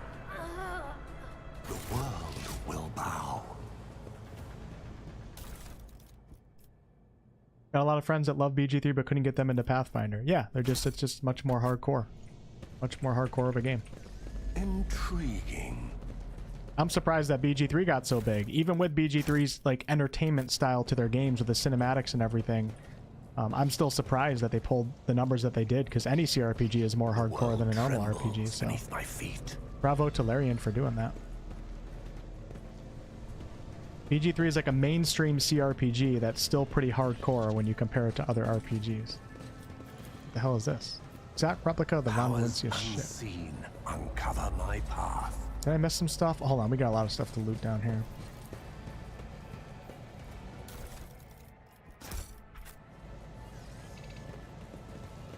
Embrace true power.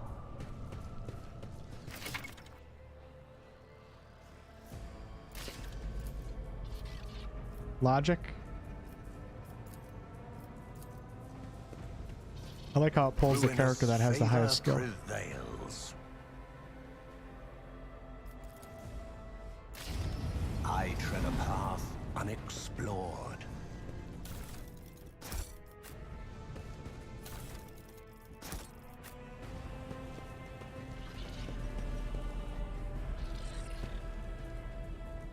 Let's What see advice? Yeah, for sure. the opportunity. The sooner we start. We can do a tech use or a demolition. Let's try demolition. Who thought that was a good idea? Wait, how do you activate it? A nice little stroll. Did I fail the test? I think I must have failed it. Let's do a tech test this time. Perfection. Compared to naval service, that was barely a challenge. The world trembles beneath my feet.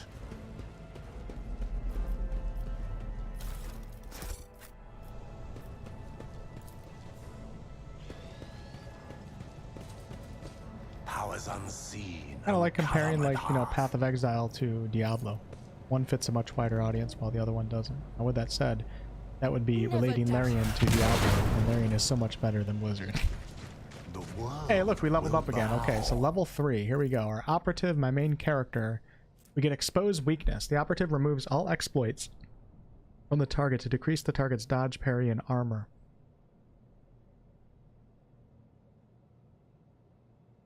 Okay, hold on. Now I'm getting confused. Okay, so I've been putting exploit stacks on enemies with Analyze Enemy. And the more exploit stacks, the more damage that you do to that enemy. But now I have a way to take away those exploit stacks. Instead of dealing more damage, we decrease the target's chance to dodge, parry, and armor. Cool. All right.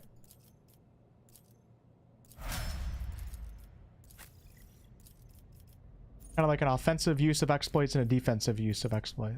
Or a debuff use. An offensive use and a debuff.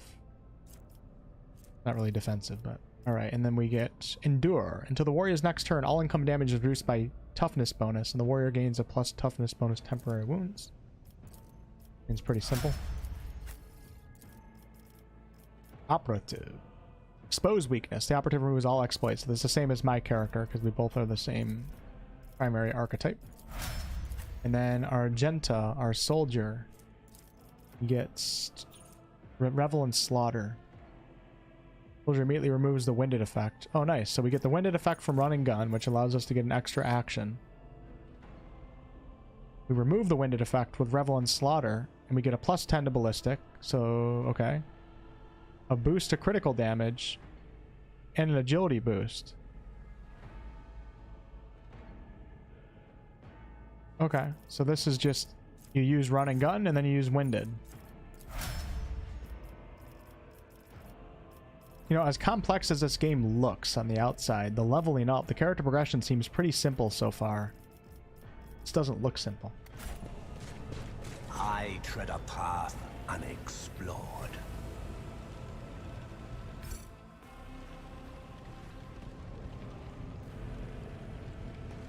Can I not loot this? There we go. Demolition or tech use. 45% chance with tech use. Nice. Let's Today's my lucky day. seize the opportunity. Okay, what am I supposed to do in no here? further. Oh, this Oh, there we go. master-crafted patellar augment is not fit for a servitor. Deck Officer's Helmet. Let's go, baby. Let's give that to Abelard. 5% armor. Cool. I like that it shows. Some games don't really show the armor. Plus 3 bonus to tech use, so we'll put that on my character. Nice. Get to see the new gloves. The world trembles beneath my feet. How do I get over there? You like Diablo 3 a lot? Icewind Dale 1 and 2 is pretty hardcore D&D combat, Embrace not true story focused. power. Icewind Dale is somewhat merciless or vicious. I like that. I can't wait to play those games. I'm gonna get around to them one day. Hello, Shy. Hey, oh Shy, I didn't realize you were streaming. Thanks for the raid. My first shy raid. Woo-hoo. I want to raid you, Shy. But our stream times never line up like that. Thanks, Shy. Y'all gonna make me blush. Lily, hello. Lily, you know that I named my honor mode character after you in Baldur's Gate 3? The world will bow.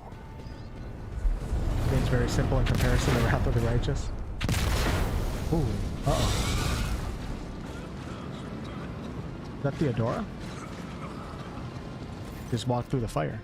The roar of flames rings in your ears, and the choking smoke makes you cough and gasp for air. You instinctively recoil from the scorching heat wiping your face. A moment later, a hazy silhouette forms on the raging wall of the fire. You are surrounded by ear-splitting noise and screaming, yet you distinctly hear the sounds of footsteps.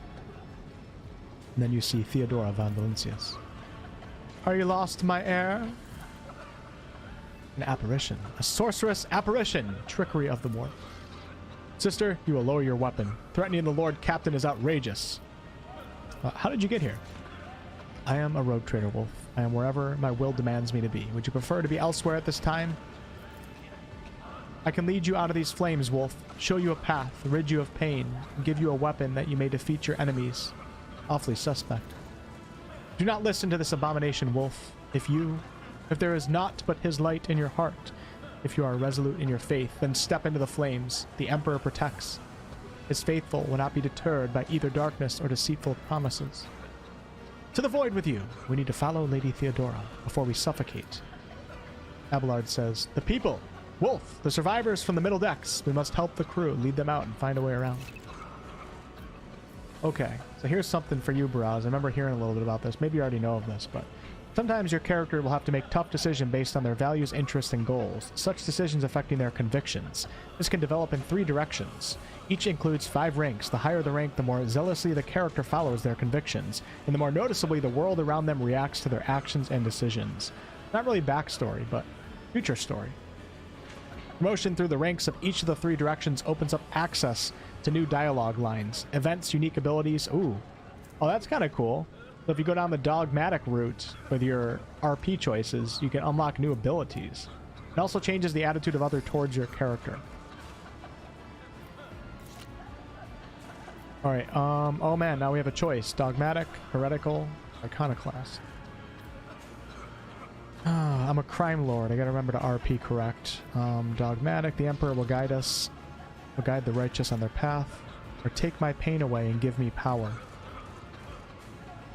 What do you guys think? Still pretty early on, Shy. I haven't left the prologue yet. For the Emperor? Okay. So dogmatic? Okay, dogmatic. You take a step forward and the illusion breaks. A wave of excruciating pain crashes over you. And Theodora's voice fades into the firestorm. You hear the voices of your companions calling you from behind and the screams of the weak dying in the inescapable blaze. For the Emperor. Okay, you got a lot of Emperor fans. Oh my god. The blinding inferno, the harrowing pyre. The all-consuming storm releases you as you step out, barely able to stay on your feet. The blood is pounding in your ears, drowning out the world around you. Your eyes, caked in soot and burnt eyelashes, refuse to open. Free from the flames, you take 2 more steps before collapsing to your knees. The rush of blood in your temples and the horrible pain all over your scorched body clouds your mind before suddenly retreating as if driven away by some mighty will. A new strength spreads through your veins, and despite the wounds, your body is once more ready for trials and struggle. You open your eyes and see a glow with warm light before you, the Aquila, the sacred symbol of the Imperium. For the Emperor. Master, can you hear me? About time we got some voice acting. Holy crap. Oh, you're alive. Which is more than I was expecting after what you just did. Praise the Emperor. We passed through the flames. How can this be anything but a portent? For so it is said that the Emperor will bless the worthiest and most That was a good choice. Thanks, guys. steadfast in their faith. The Emperor protects, Seneschal. Indeed he does. Oh, if I hadn't seen it myself, I never would have believed. What happened to Lady Theodora? There was no Theodora, witch. Good voice actors. There was an illusion. temptation, foul taint that tried to lead us astray. Real good. But he perceived its true nature. Is that right, Adepta Sanctimonious? What? We'll just pretend like we didn't see the Lord Captain standing there in the fire? Kind of reminds me of Shadowheart Lae'zel. Whatever it was, it matters no longer. Your conduct is bordering on madness, or holiness. A path opened behind you, where one moment there was fire, the next only smoldering embers remain. But what am I saying? Nice. My eyes must have deceived me. Too much smoke for my lungs. True. The wounds are merely a sign of a trial laudably passed. It is something to be proud of, the same as decorations or You know who I badges miss? of honor. I miss Lan from Wrath of the Righteous. Alright. Let's allow Abelard to help us up. Even if you were anticipating another wave of pain, it does not come. Your muscles feel strong. The adrenaline or strength of your faith, it will not carry you much farther. Oh, it's Ethelfrad. Wolf, do my eyes deceive me? I could swear that I just witnessed you step out of a pillar of fire, with the rest following in your wake. It was the only way. We are here in response to your Vox call. I did not expect you would make it here in time. After all, the mutiny caught the entire crew off guard as they were scattered all over the ship. I must say, your wounds. Lore warp, 50. 95% chance of success. Look closely at Ethelfrad. Ethelfrad does not seem to have changed since you first met, but only at first glance. His face has taken on a strange hue. The skin at his temples appears scaled, and his voice now has an uncanny screeching quality. Reminds me of TARDIS. These are traces of fatigue and stress. The Psyker's body has begun to mutate, a consequence of contact with the warp. You're not in the best shape yourself, Ethelfrad. Notice the signs of my blessing, have you, Wolf? Yes, the warp is taking its toll, but I'm still sane and able to hold my weapon. I'll fight for the Von Valancius bloodline to the end, and if the price is eternal curse of mutation, so be it. I can fight. Then let us steal our souls. Our greatest trial awaits. I have gathered everyone who answered the Vox call and was able to hold a weapon, and I do not see Lord Captain or her arch-militant in our midst. We are still receiving messages in her voice, but she is not responding to direct requests. We departed ways with Lady Theodora at the elevator. The Lord Captain, accompanied by the arch-militant, headed to her chambers to retrieve an item of particular import. This is troubling. Conrad Voigtfear was spotted there, and even what scant intelligence on his activities I have reminds me of descriptions of sorceress rituals. Alright, I shall go to Theodora's chambers to find her. A reasonable approach. Take your escort with you. You may be waylaid. Once you have found the Lord Captain, you must beg her to go to the bridge and lead the counterattack. Until next we meet, Wolf. See you later, brother. Unseen, uncover my path. That's the I'm spirit, at Rick. your service. Rick's always got the spirit. Light of 10. What would we do without Guide Rick? our way. For the Emperor, I got you, Justin. Don't worry about it. I got you, my man. How fascinating. The hell is this? Empyrean guides my gaze. I tread a path unexplored. Oh, you have like a scavenger loot system where you can pick up everything. Alright, to Lady Theodora's chambers we go. See what she's been up to. Like this game identifies as a book. Yeah, kind of similar to Pillars of Eternity.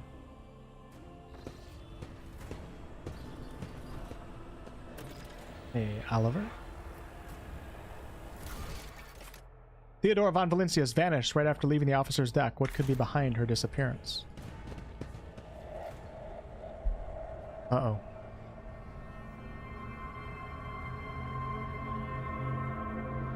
Theodora?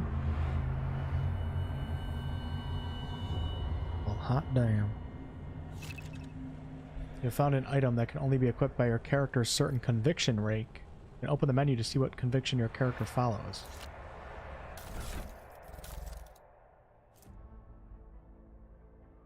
What item are we talking about?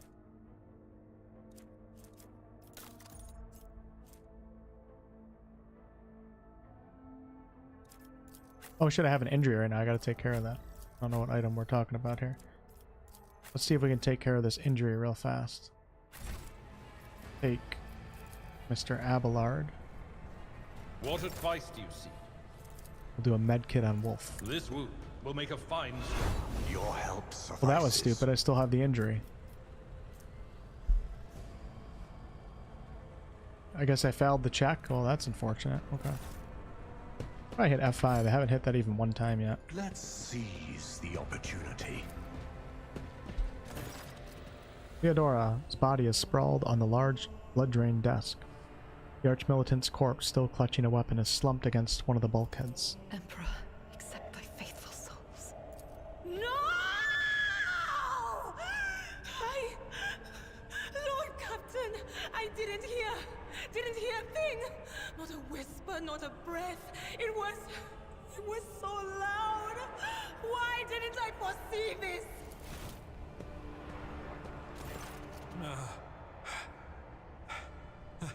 Lord Captain, who would even dare?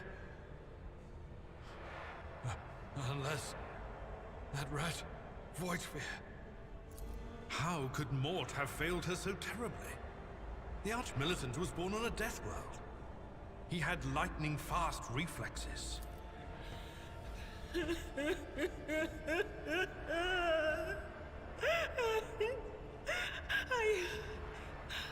I can look at things in my own way. If you find something that might bear the imprint of the killer, just give it to me, and I'll try to see what secrets it holds. Examining the body. You lean closer to the body. The cause of death is apparent. What ended the rogue trader's life was an auto pistol shot, an extraordinarily accurate one at that. Theodora's face bears an expression of surprise, the last emotion she experienced in life. Something on the floor catches your eye, a heap of blood-splattered parchments and scrolls that must have fallen off the desk. Inspect the papers. Item received. Handwritten letter with seal. Lore Imperium test succeeded. And sends a shiver down your spine. The author of this letter addressed to Theodora, signed it with the seal of one of the holy Ordos of the Emperor's Inquisition, the secret police of the Imperium that relentlessly hunt heretics, Xenos, and other enemies of humanity. Alright, let's inspect the shards on the desk.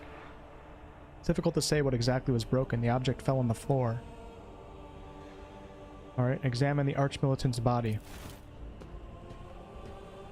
Welcome back, Odessa.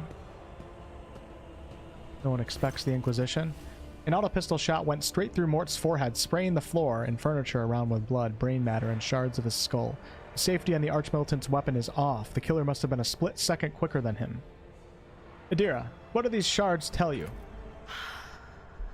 I see streaks of color, luminescence, blue lights, faces drawing closer. Lady Theodora and Conrad and what is that? Ah! Something dark, enormous.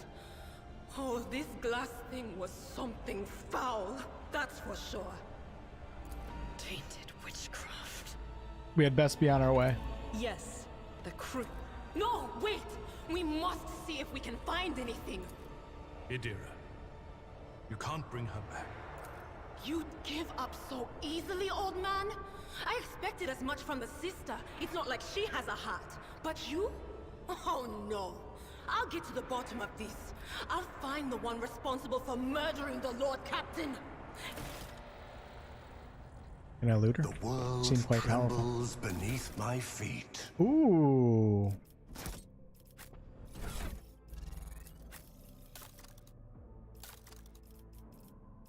Abelard, let's give him a fellowship bonus. Pretty cool, if you ask me. Intriguing. Okay, so this item requires dogmatic. This helmet grants its wearer immunity to the enemy critical hits for the first 3 rounds of combat. So one of my characters must be dogmatic. My character can wear it.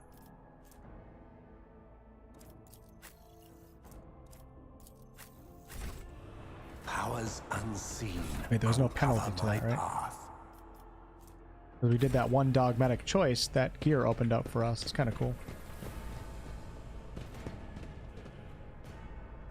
It's Theodora. A hell of a haircut she got right there. Sometimes you consult the appropriate treatise on Tactica Imperialis and weigh every step. Sometimes, though, you just find... I will deliver furious Oh no. retribution. Okay. Crush them! Okay.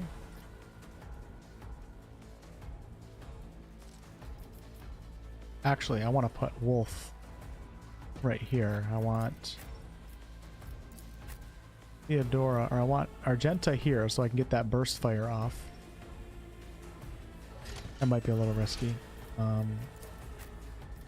Adira can go right here, and Abelard. How are we looking in the order of turns? Abelard, I think you're just going to hold your ground right here. Perfect. Here we go. Armor protects the character from incoming damage. Light and medium armor types are both available. The armor stat indicates what % of incoming damage from the enemy attack it can absorb. The type of armor also influences the chance that character wearing it will pass a dodge test. The higher the dodge penalty, the lower the chance to dodge an enemy attack. A character in light armor dodges more than a character in medium armor. Alright. Here we go. I take out this guy first. Heavily damaged. Servitor is heavily damaged. Its damage, hit chance, and wounds are greatly reduced.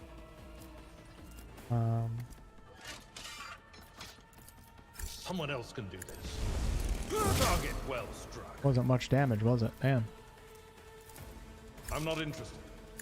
What's you a target? Damn, I just decapitated that guy. That was incredible. Indeed. That's what I do, man. Did it to Karlach, and I'll do it to these guys too. Alright, Wolf, what can you whip up here? Let's go ahead and start with Analyze Enemies. I will triumph. Okay, then we're going to do Surefire Plan. Purpose guides me. And then we're going to do Deadeye. See ya. Blood-soaked tribute.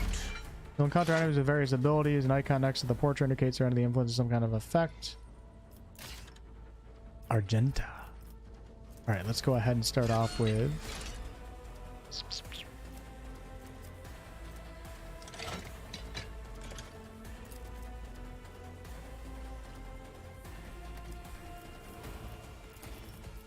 Oh my god, look at this burst fire right here. This is crazy.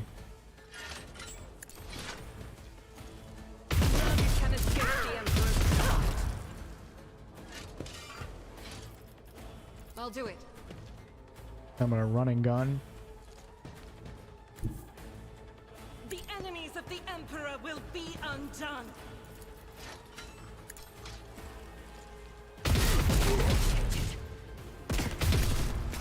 Damn, dude, that's crazy. Then you can see our ultimate meter building up right here, and then our desperation meter is not building up because we're doing good in combat. So we're building momentum, I guess? Yeah. And once momentum hits right here, we get to activate like a superpower. Dira didn't even get a chance to go. Go ahead and analyze. So this character now has 4 exploit stacks. So let's go ahead and expose weakness now and pull those exploit stacks off. The operative removes all exploits, decrease the target's chance to dodge, parry, and armor. Anything else? So we just exposed weakness. Alright. And now we still have 2 action points. Let's go ahead and just buff up my party members here. But of course.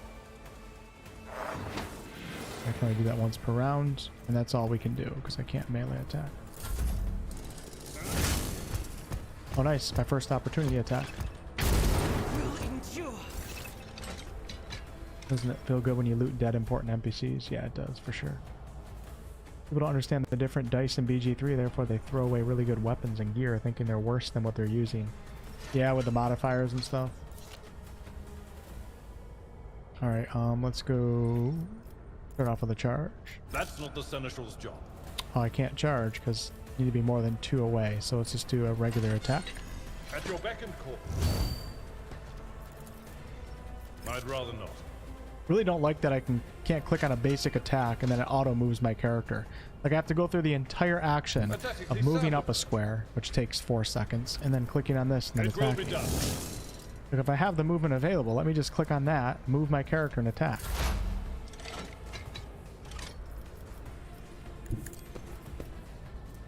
Alright, so now we can expose weakness again. I will triumph.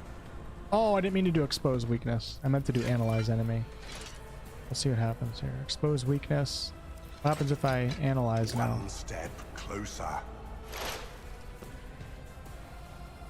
Oh, okay, you can exploit and have expose weakness active. That's kind of cool. And we'll do surefire plan. Give us a little damage boost. Solid 13 damage. Can't complain. And that's a wrap, folks. Embrace true power. There's a 2% hit chance? I haven't seen 2% yet. Let's seize the opportunity. Argenta's a beast, true.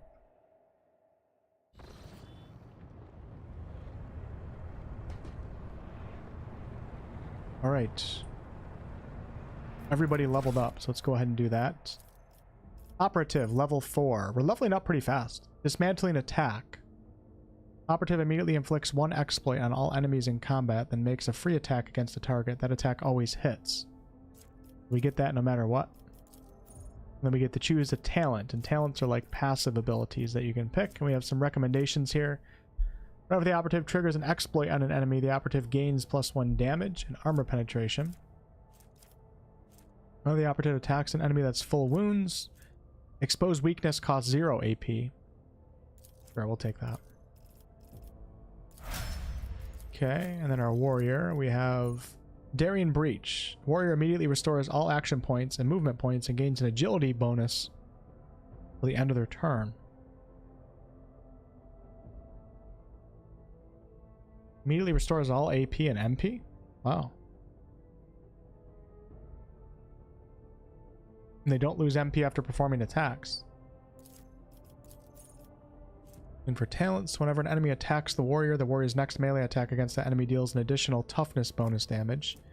If the warrior has less than 50% wounds, they gain toughness plus agility critical hit chance. Whenever the warrior is attacked, they gain a +1 stack of Epicenter of Slaughter. At the start of their turn, the warrior gains a +1 temp wound for each stack. The warrior deals an additional agility bonus damage to enemies that have no... Okay. The warrior gains a +1 damage deflection. Their parry choice chance is increased by 25%. When I'm learning a game, I like to go with really simple passives that are like a guaranteed bonus. That's just a nice bonus right there. You can't go wrong with that. Alright, and then we get Dismantling Attack. Operative immediately inflicts 1 exploit on all enemies in combat.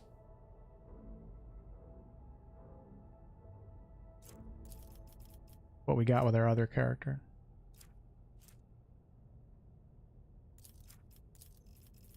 Okay.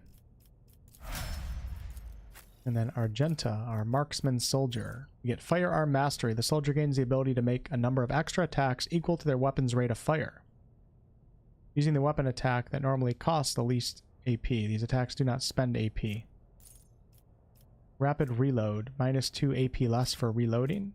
After the soldier deals damage to 3 different enemies, the soldier gains a +2 ballistic or BS bonus. Wait, what is BS? Oh. 10 +2 ballistic skill, yeah. More damage for... I actually like that a lot because we do a lot of AoE, so let's do that. When the soldier deals damage, their critical damage increased by 1.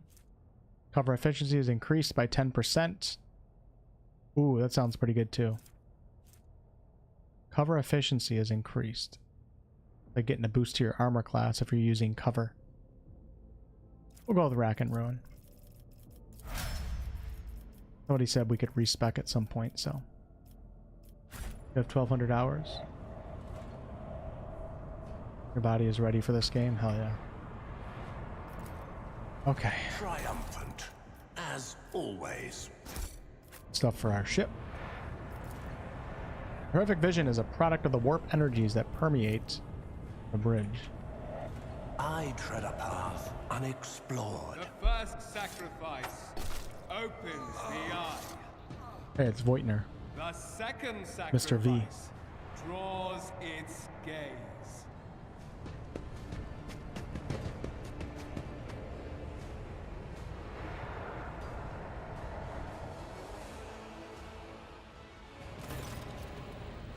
Ethelthrad looks somewhat harrowed, but is still in one piece. He glances at you, then over your shoulder, clearly alarmed. Wolf, you are here, but where is our Lord Captain? Theodora von Valentius is dead. I found her and the Archmilitant in her study. God Emperor preserve us. The rogue trader is dead. The ship has lost her Lord Captain. No matter what the ritual, Conrad is performing there. The warp is too strong. I cannot withstand it. I feel my body changing with every second. This is the end. We will perish in the warp, along with the Warrant and all the dynasty's heirs. The enemy of humanity has triumphed. I've seen it before. We better get away from him. Changes are already accelerating. Perhaps the warp does not have to be the end. Enough talking rubbish. The navigator's alive and ready to take the ship out of the warp if he gets some help from the bridge. And we have no right to bow our heads.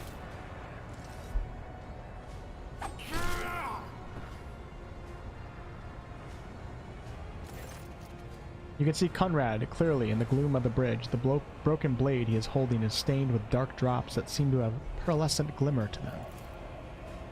Ethelthred says, "We are out of time."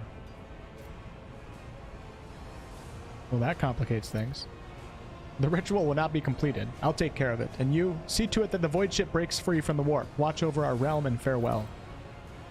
Accursed traitor, a time will come when you will bleed for her ladyship Theodora's murder. Remember my words. They are the vow of he who marches towards his death. What? Theodora is dead? No, that can't be. Not now. I still haven't... What is he up to? He doesn't want Theodora dead? Your ritual won't be finished, heretic!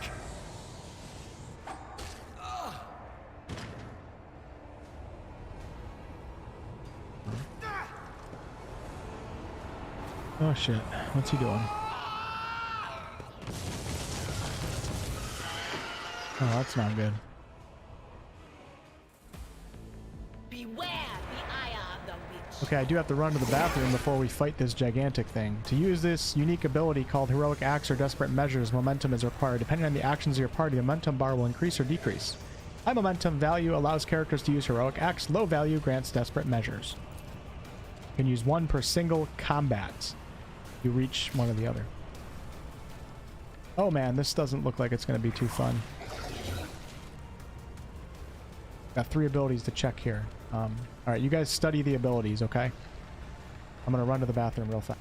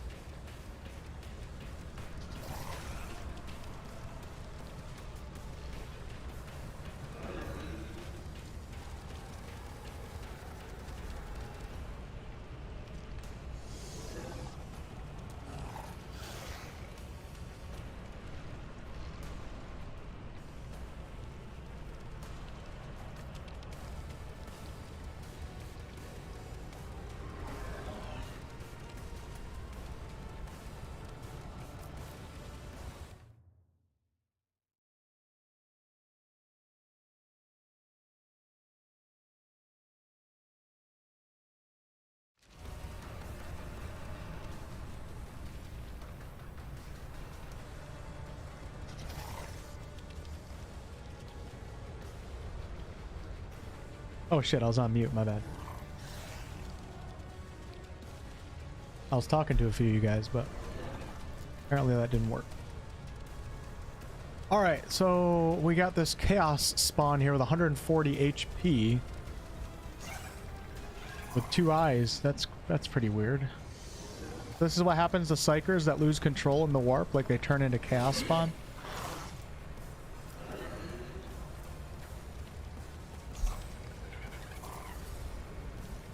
This is an AoE attack. Target makes a toughness test. If failed, the target suffers bleeding. Uh-oh. We have an AoE, a dot, damage over time. Creature devours an ally, restoring 30% of the creature's maximum wounds. It eats its own people. What are these things? Why would you want to fight with this thing? Why would you ever appear? Okay. AoE, dot, and then eat my own people to get HP back. I don't even know what to do right now. What are we doing? We should probably kill some of these peeps. I want Wolf to take a shot. We'll put Wolf right here. Abelard, you can go right here. Wait, is that even cover? That's not even cover. Abelard, you go right here. Idris, you go...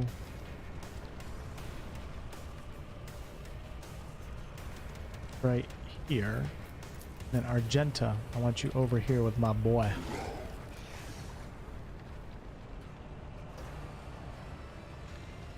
Wait, what's the order of turns? Hold on, where's the creature?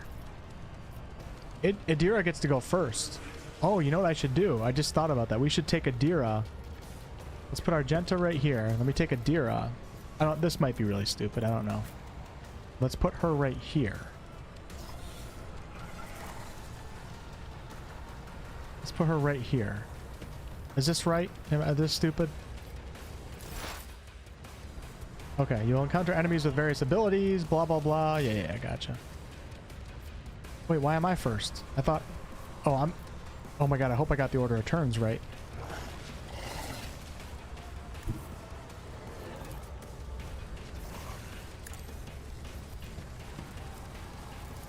Purpose guides me. I need... Yeah. Okay, I did do this right.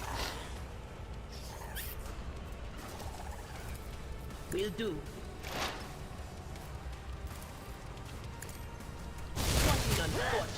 Oh my god, that hit him too? That's amazing. I should still have movement points? Oh shit, I didn't think that one through. I don't have movement points. Well, I guess Adira, my Psyker, is about to be the tank. Let's go ahead and forewarn myself, maybe. What does forewarn do? Dodge and parry increased. Nah, I'm gonna give it to Abelard. I think she's about to die. Oh no, it went right after her. Oh god. Rending scream, what was that again? Oh no, stop! Okay, we're okay. We can use a medkit to restore your party members' wounds.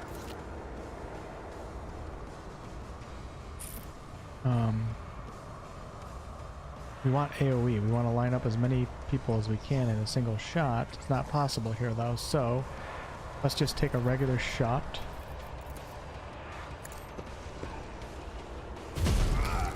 Nice, and then I'm gonna run and gun. Run and gun to right.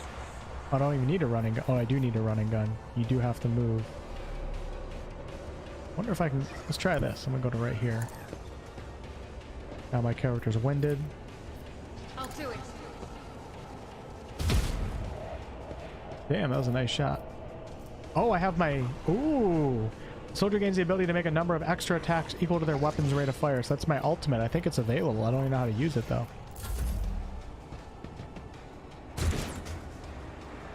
Okay. Okay. Alright, Abelard. How about you come up here, my brother?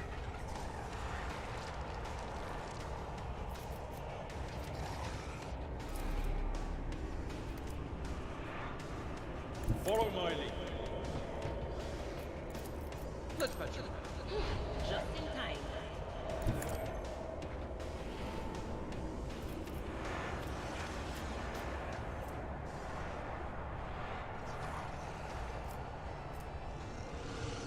Victory is Use brace for impact. It doesn't cost me anything. And then also endure. at your beck and call. Hell yeah, I'm a beast right now.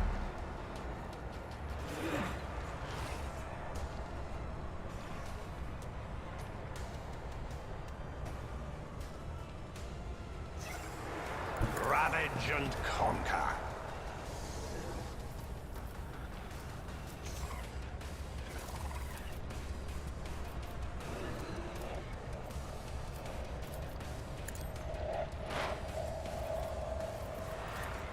I will try.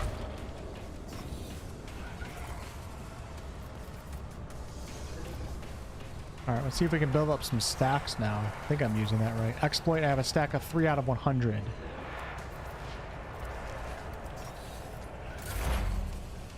So let's do it again. Anything is. Now it should be 6 out of 100. Damn, you can really build that up. Holy crap. And then let's do increase our own dodge chance. Nice. And then psychic shriek. Why did Oh, that was an opportunity attack. Did that just set off an opportunity attack? It did. I'm too close, maybe? My resolve is I agree, supporting Owlcat is good. I agree. I think Owlcat is a good company, and we want him around for the future of CRPGs for sure. How's the game so far? Having a good time. Still in the prologue though, so how's the interactions with the companions? Really haven't had any yet. And besides just in regular dialogue, like for the story. Okay, so let's try this. Or I could pass a... could run up here actually and do a med kit. Maybe that's smarter. Nah, it's more fun to do ultimates. power resides in the That's how you do it. Okay, firearm mastery. So we should have a bunch of extra attacks. Look at that. So let's do... As the Emperor commands, I act. not a good start. Not a good start. I'll do it. Are you fucking kidding me right now? Is this honor mode? I have a 54% chance. Okay. Alright. Alright. I take it back. You shouldn't support Owlcat games. Are you kidding me right now? What? Am I misclicking? I mean, it's possible that that can happen, but still, I mean, 54%. You think 1 out of 5 would have landed, right? The hell? I need to reload right now. Forgot about reloading. Oh, this guy's still alive? Oh, shit, that's not good. Wonder if the thing will eat it.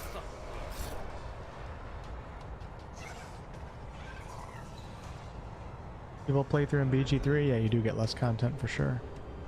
There's no denying that. All right, I gotta kill this guy right here. I wonder... Let's use the hologram system. So if I move to right here and then we take a shot, we can't see him.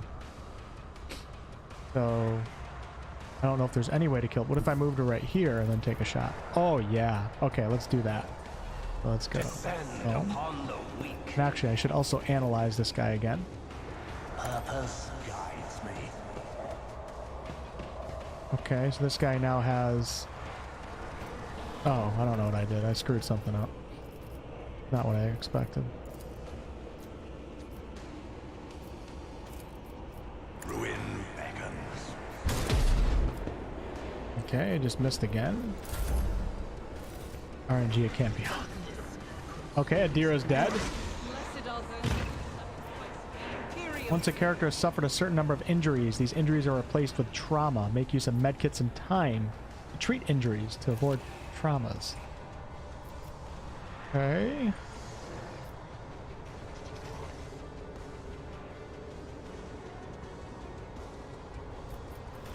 Sure thing, buddy. Finally. Oh no. Oh, he's got full HP again. I couldn't reach that guy. Oh my god, my tank is about to die too. This is ridiculous. Alright, here we go. Let's go try hard mode. You guys ready for this? That was unbelievable. I'm about to wipe.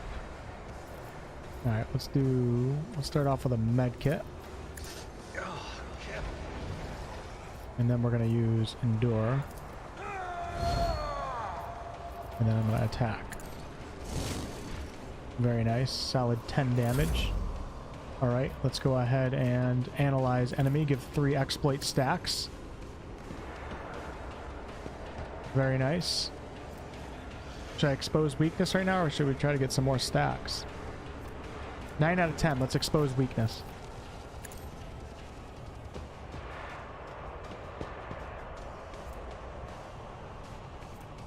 The operative removes all exploits from the target, decreases the target's dodge, parry, and armor. Okay, so we should be more likely to land our attacks now. I will triumph.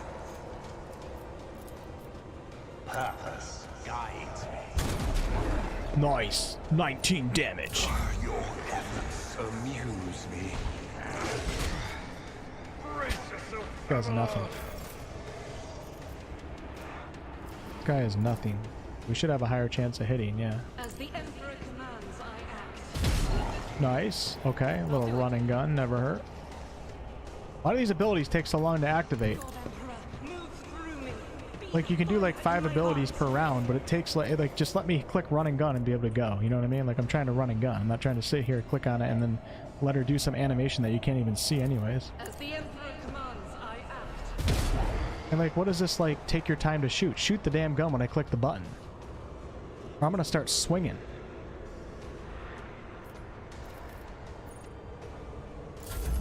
Alright, let's go 94. Can't charge. So Endure lasts to the warrior's next turn. Let's do Endure again. It will be done. Let me step aside a little bit here. So we have a better shot with my character. And let's attack. 13 damage. Okay, I don't think the thing can get any HP back. And then we're going to analyze. One step closer. Nice. So I should have a stack of 3 or 4. Yeah, it tells you. So I have 4 exploit weakness. I think I'm going to go for a double stack. So we're going to hold off on this round. Oh, crap. I just activated Surefire Plan. That means that I'm going to lose my stacks. That's okay. In favor of damage. Can't complain. 20 damage. Okay. Not too mad about that. Use the reload action on weapons on the panel on the bottom screen to replenish ammo and keep fighting. Wait, what's my ammo at right now? I don't see nothing about ammo. This is not superior. And your character has lost consciousness. Their wounds are... Oh, I guess I never saved Adira. Oh no, wait. I looked up at the chat. Why is my character dead right now? They regain consciousness after the battle and receive trauma.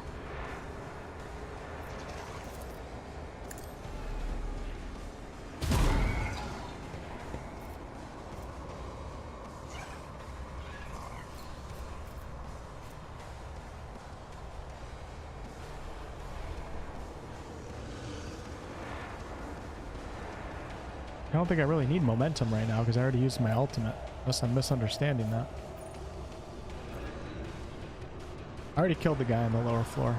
There's nobody left. It's just, I think this dude must have spit at him. Oh, look at... Yeah, he did. I looked up at the chat and this dude spit his little AoE poison. Or he did before and I was just standing in it. I didn't even realize it.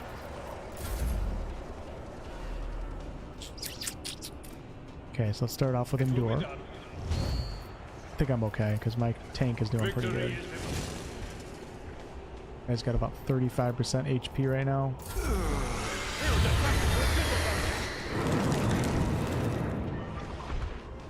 Round 7, holy crap, dude. This feels like a Dark Souls fight, like in the tutorial. Faith without deeds is worthless. As the Emperor commands, I act. I will bathe this battlefield in righteousness. Takes too long to use abilities. Doubt is for the weak.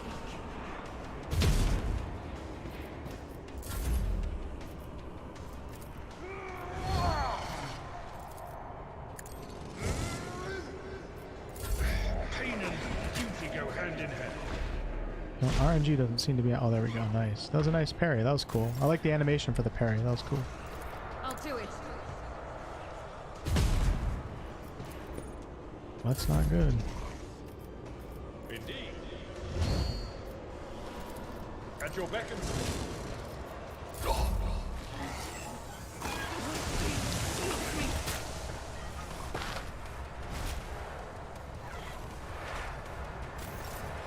Can't wait for the Game Awards. Me too. It's going to be so fun.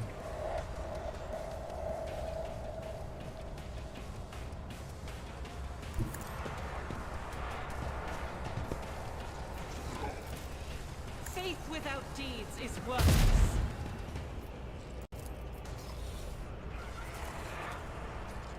Rejoice in battle. I'll do it.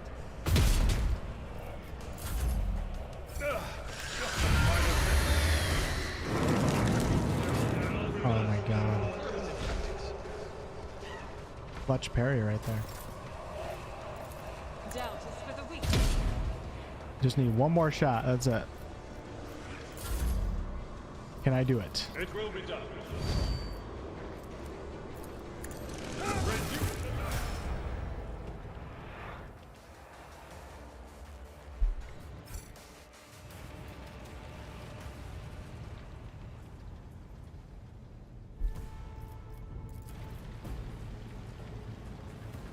Did you see the GameSpot Awards? I did not. 3 guesses to their pick for Game of the Year. Baldur's Gate 3, Baldur's Gate 3, Baldur's Gate 3. Quiet. They're trying to tell me something. The world trembles beneath my feet. I leveled up, damn. Dude, you level up so fast in this game. I'm still in the prologue, we're already level 5. Where's my abilities? Why don't they show up? Look no further. There we go. My whispers crave entertainment. We are the When the faithful are idle, heresy grows. I owe you one. Do I keep failing? Maybe I'm just not understanding the whole medkit thing and the injuries. Oh, this is trauma. So trauma can't be removed. It needs to be removed on the void ship. And she also has trauma too, so I wasted a medkit right there. Powers unseen uncover Classic my owlcat path. injuries. Okay, we also Time leveled to up too. leave That's my nice, I guess. mark upon the galaxy. Level 5 as an operative. Characteristic. Let's go ahead and go with... Let's boost up our ballistic skill on this one, since we've been doing range. Chain weapon expert. Use a common talent. Enemies gain no melee superiority bonus against this character. Grants +2 movement points. Done. Don't even gotta talk about it. Keep it nice and simple. Alright. We also get a common talent. Wait, I did... Okay. Take it back. Use a talent. Contempt. Whenever an enemy attacks the warrior's next melee attack against that enemy deals an additional toughness bonus damage. The warrior has less than 50% wounds. Critical hits. That one's locked. Oh, because I already have the feature. The warrior deals an additional agility bonus to enemies that have no adjacent... Okay.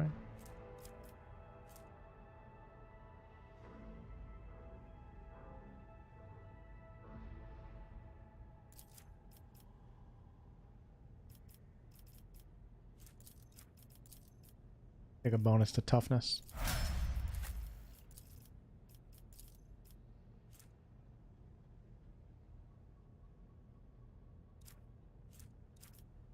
Now she's a psychic, so let's do willpower with her. Why is it not recommended?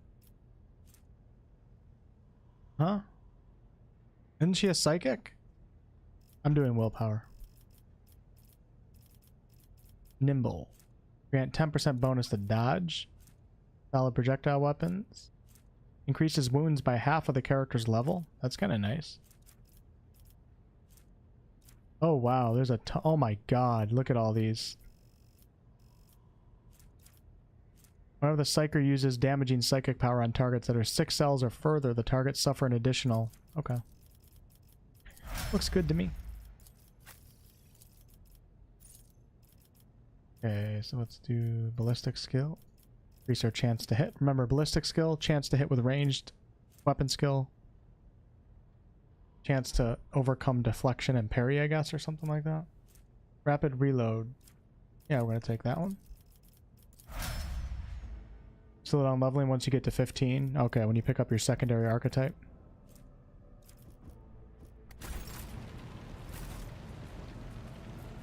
There's nothing to loot here. Oh, there is. Blade Shard. Gloves of Endurance. Ooh, Mantle of Heroism.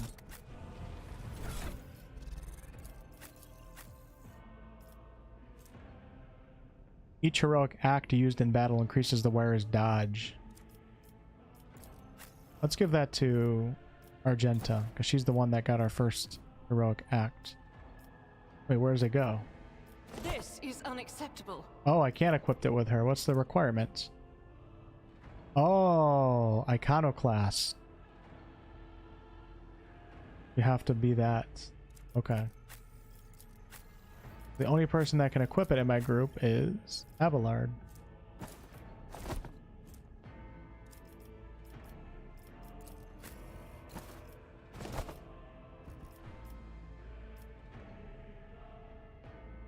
That doesn't look like the character I created in character creation. I guess it does, yeah, it does.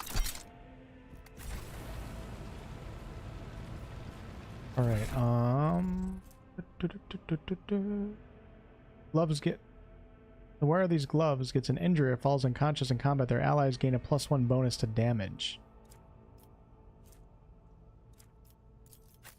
Give that to my tank.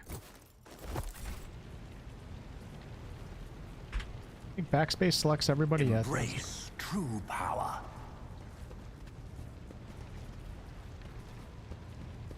I didn't even realize we had friendlies in this fight. We won. You didn't do nothing. Where were you during the freaking chaos spawn fight? Intriguing. There.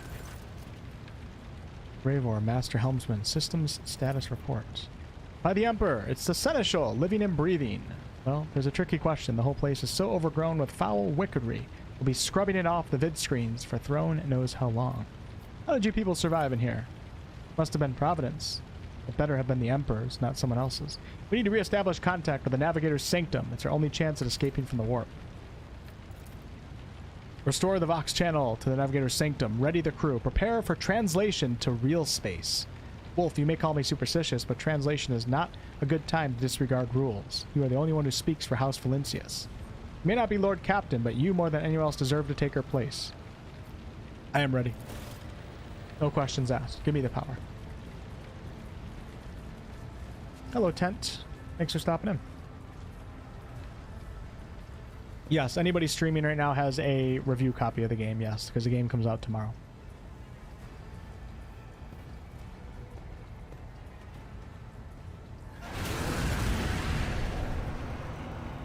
It's 50.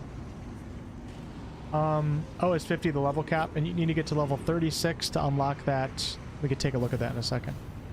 Oh, it's Theodora. The image before you is hazy, swaying in sorcerous currents invisible to mortal eyes, as if whatever is beneath this thin shell is constantly changing while still remaining the same. It has taken on the guise of Theodora, but the false rogue trader's eyes reveal the entity's true, surreal nature. One of Theodora's eyes is engulfed in otherworldly fire. The other, a vessel of ancient evil, bores into you. A voice seeps directly into your brain without ever reaching your ears, and this voice booms with all the horrors of the warp. God, man. Is owlcat going to give me, going to pay my medical bills for this vocal surgery that I'm going to have to get after the stream is over? And I need to set a new vocal cords. I don't care if they're bionic. That'd be pretty sweet. Mortal, who are you to oppose the very flows of fate? It matters not. Your footfalls are an echo of the sand pouring between the scales. You are to blame for Theodora's death. I am the beginning and the end, and all that courses in between. I am the voice of the truth that is destined to triumph. For this triumph is the terminal point of every twisted maze of it. The aspirant vowed to return with a trophy, a relic that could serve the edge of daybreak. That fate was assured and the steps chosen, and yet you broke the unbreakable when you took the aspirant's place. I see you on the day when final dawn rises over the iron world. Your image is woven into the tapestry of things to come. I am the will of the weaver of destinies, and today I will weave a new thread of elusive possibilities. The path is set, child of the dawn. The thread is woven. Follow it, servant of mine. I know, right, Shaq? Seneschal, the navigator's sanctum is silent. The Vox signal is stable. The navigator gave his life battling the storm that nearly claimed the Von Valencia's flagship. We will honor his memory. Seneschal, will you tell us now? Who is that? Where is the Lord Captain? As first officer. Oh, now you want to come in. Yeah, now you want to do to something. You actually have a job for with the once. Regret and indelible sorrow that Lord Captain Theodora von These voice actors. May her memory never fade from the annals of the dynasty. What if like the missing parts of the voice acting, the voice actors just didn't show up for work, and owlcat was like, well, we gotta skip that session. By right of blood succession, and with the absence of other kin who could challenge this decision. Yeah, I'm not gonna say anything. It is hereby declared that the successor to Theodora von Valancius is her heir, the rightful inheritor of the warrant of trade, and the title of Rogue Trader. The official ascension ceremony will be held at a later time. In the interim, have you lost your tongues? Hail your lord. It is because of his toils that we all still live. The deed is done, Master.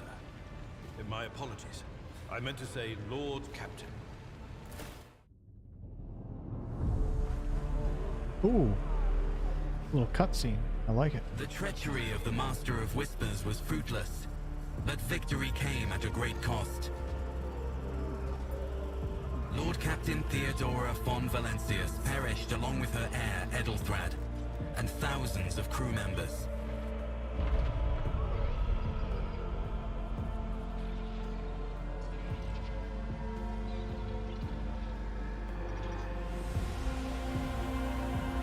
Yet hope remained. For the second in line for the Rogue Trader dynasty survived. Hoots magoots, at your service. Ancestral banners once again, and exact vengeance on the enemies of House von Valancius. Butch Craig. And humanity. I like these cutscenes. They're cool. I don't mind 2D cutscenes. Give us more of them. Maybe I should have made Butch Craig in this game. My Dragon's Dogma 2 character. That guy was a freaking legend, man. Stop texting. Even BG1 and Icewind Dale classics have rather short dialogues, and the chapter texts are voice read. Yeah, this is a little bit too much dialogue for my my personal taste, but luckily you don't have to click all the dialogue, and I think the people that really like the lore and the story are going to probably appreciate it. So I don't know how I feel about it. Deep shadows of wariness can be seen on Abelard's face, though the old officer's eyes are keen. Take rake over you from head to toe. He frowns, mutters something, then nods to himself. Well then, your lordship. You had us worried for a few hours there, but after witnessing you furiously rush into a fray on deck, the only thing that surprises me is how long you stayed on your feet. Your strength only left you once the fighting was over. Such fortitude is most admirable. You must now hold your first officer's briefing in your new role as Lord Captain. For many of those who are about to join us on the bridge, this will also be their first briefing. I'd rather not talk anymore. Can we just fly somewhere? Well, what's on the... I'm ready to start the brief. So you can answer all these different and I'll expand on the dialogue more. I would enjoy the dialogue more if I wasn't actually, like, reading it myself. But, like, if I was playing offline right now, I could zip through these super quick, but we're going to skip all those. You have found consumable items. I mean, I already found one a while ago, but okay. A dozen pair of eyes bore into you, the expressions revealing restraint, joy, curiosity, and weariness. Attention officers, you have been granted an honor. Lord Captain Wolf von Valancius will personally conduct today's briefing. Our most gracious Lord Captain is ready to hear your reports. I haven't the time to be listening to every last officer on this halting rig. Abelard, give me the precise... What are the major problems and what needs to be done? Well, I mean, I wanted something precise, not 2 pages. As you wish, your lordship. The report will be far from cheering. We must find a replacement for the dead navigator. Okay. We have sustained that there is a Navis Nobilite station in the Ricard system. Alright, so we gotta find a navigator. Item 2. Our engine seer, Prime, fell in battle. Without his assistance, we cannot soothe the ship's machine. Alright, so we gotta find a new tech priest. And the third piece of bad news, the last one. Crew losses have surpassed 2,000 people. Alright, so Rakad Minoris will be able to find more people to fight for us. Very well. Is that everything? In that case, you're all dismissed. Let your captain have some damn peace. Peasants! Hate peasants. Your lordship. Oh my god, Abelard. You're worse than Astarion!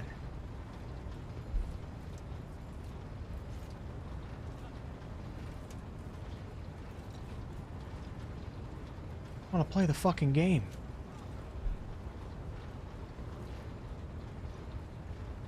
How far into the game? I'm still in the prologue right now.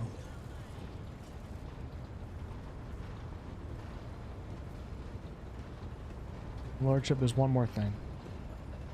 Your eternally esteemed predecessor brought us the ship here. You're perhaps wondering who has the authority to commission a rogue trader to do anything.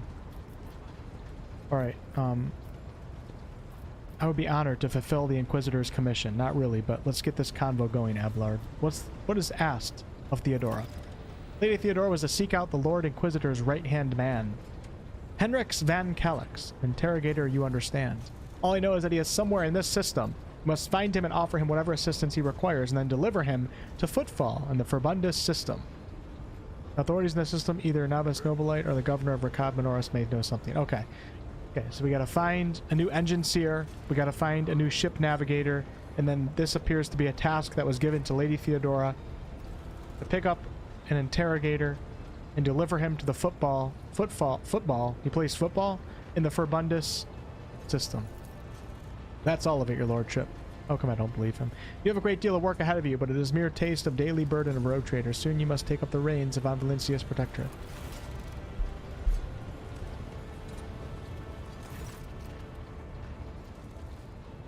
Adira, this is like the prologue / tutorial, yeah. Adira, Sister Argenta, explain yourself. I knew he wasn't done. The Psyker is suffering some ailment or dark madness. She insisted on seeing the rogue trader. I judged that it would be unwise. I was also hoping to approach you with a personal request, but I can wait. Speak to me when you have time. Adira, come to your senses.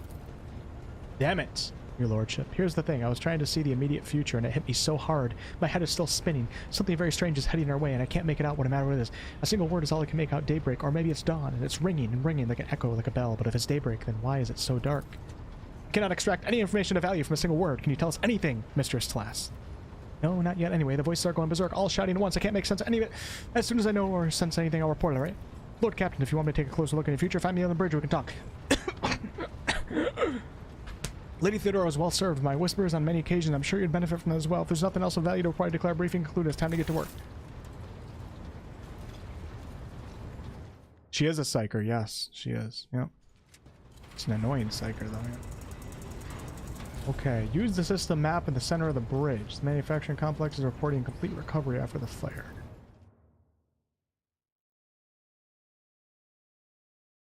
Speedrunning?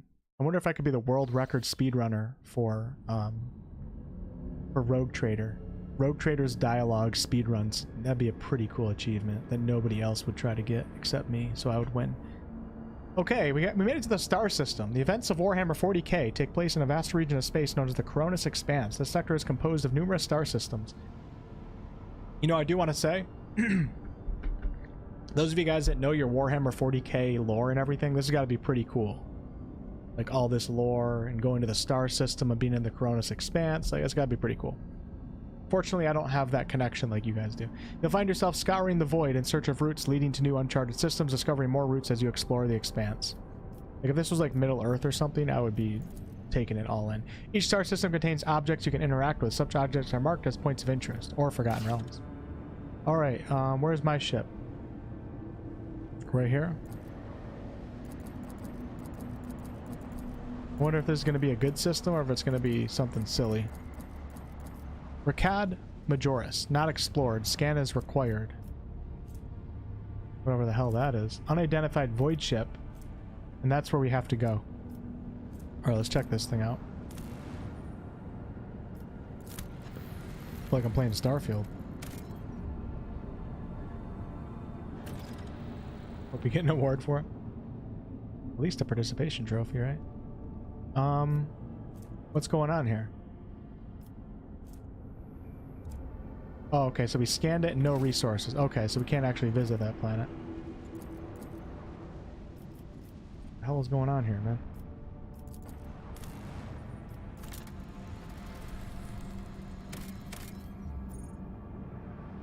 The prison planetoid? Uh-oh. Kind of reminds me of Pillars of Eternity. When you're traveling across the land, you just click on things. Sometimes you can go places, sometimes you can't.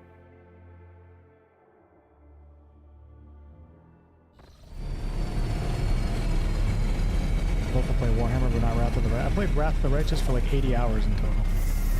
I streamed a ton of sessions of Wrath of the Righteous. I don't know how much I'm going to do of Warhammer Rogue Trader. I just don't like streaming these games. They're just too...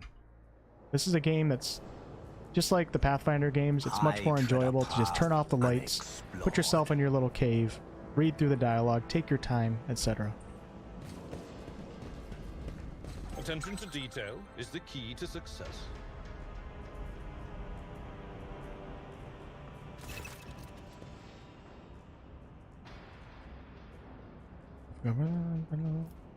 What happened here? There's been a prison riot on the planetoid. I came here as a shuttle pilot alongside an Honorable Yvain Winterscale, okay? Young Lord Winterscale wished to speak to the Warden personally.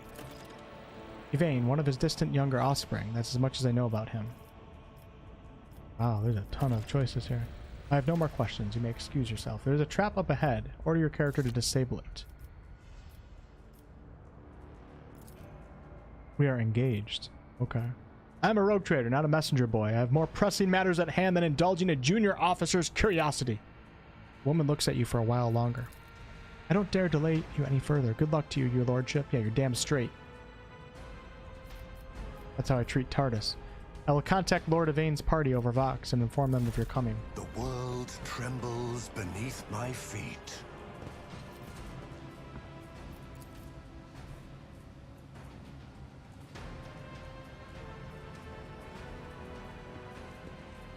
I better myself through my service. Okay, so I just passed a demolition check. This is pretty cool. I like this map a lot. This is awesome. The barracks. All the factions are bad in 40k. We should deal with this.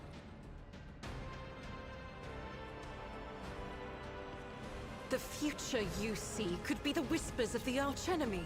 How can you trust your visions, Adira? How am I supposed to disarm that? I don't think that's the question you wanted to ask. What you wanted to ask was, how can others bring themselves to trust a despicable psycho like me? Face it, sister. Not everybody's as pig-headed as you are. Almost died. Me in prayer. Let me tend to your wounds. Thank you. Powers unseen, uncover my path.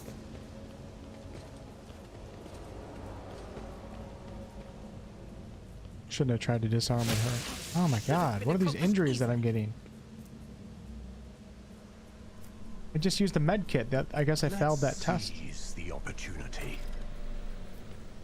Find the warden, okay. Debauchery elves. Your struggles Oh man. are in vain. Oh, here we go. See, now I'm pumped up. Let's go. With us. Got a bunch of cowboys here. It's high noon. Alright, we're gonna put her... Oh, I can't move because I've been ambushed. Okay. Uh-oh, this might be a TPK. Thank God it's not honor mode. Dude's throwing grenades? That's bullshit, man. Brace yourself. What level are these characters? I feel like I shouldn't be here right now. I shall repay your stripes, shan't I? Rogue trader, but nobody can disarm traps. Hello, Septemic. Silently reading the text. Yeah, I guess I could do that, but not a bad idea. Alright, let's go ahead and let's get some cover to start here. I'm gonna go... Are these guys coming through? I don't think they can get through right there. This isn't really cover, but... Let me try this.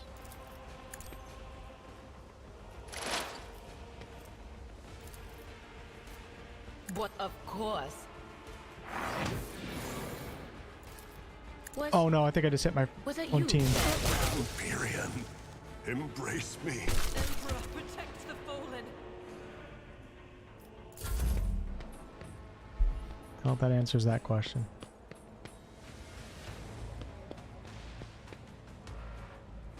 These guys are level 9 too. I don't think I'm supposed to be here. I think we're supposed to come back to this place. But we get to see what happens when you TPK. My worst day. Yeah, I'm level 5. And I'm still a noob at the game. I don't think this fight is meant to happen right now. Maybe it is. Actually, maybe it's not too bad because I did one-shot those guys. Alright, let's see if I can pull this back. I have no med kit, so that's not good. That's really not good. But let's give it a try anyways. Let's start off with an endure. And we're going to brace for impact. I will do my duty. And then we're going to kill this jabroni right here. Victory is imminent. I mean, I'm one-shotting level 9s. Not too bad. At your beck and call. Oh, let's go, baby. He's about to die, though. That's the problem. Oh, man, Argenta. Wonder if it's worth an opportunity attack? Look, I can't even take an attack right now. Is it because I'm too close? I don't see a disengage. I'm gonna walk away. Test this out. Yep, opportunity attack took most of my health. Didn't expect that. And then we're gonna shoot. This guy's level 51. What the hell? Oh wait, what am I? Oh, is that? Oh, that's HP, not level. Oh, okay. I just realized that. So that little green thing is HP, not level. Let me right click on one of these guys. Let's see. Does it tell us their actual level? These are prisoners. Okay, maybe I can be here actually. Alright, let's run and gun. 51 HP is quite a lot. God Emperor, move through me. Be the fire in my heart. That's not good. Yep, we're about the TPK. HP not level. Yeah, you're right, yeah. Alright, Sagittarius, have a good night. Hello, Lorthane. Didn't realize this game dropped. To be fair, I haven't been around much since the eyeliner incident of 2023. That said, up 2k at 205k. Much love. Thanks, Lorthane. Game looks just as complicated as Wrath of the Righteous. Alright, there's nothing I can do right now. Interesting. Why are all my attacks not working? What's my trauma that I have? An injury that wasn't healed in time. It can be healed with a medkit but requires passing a skill test. Too many injuries reduce the character's resolve. Yeah, but why can't I attack?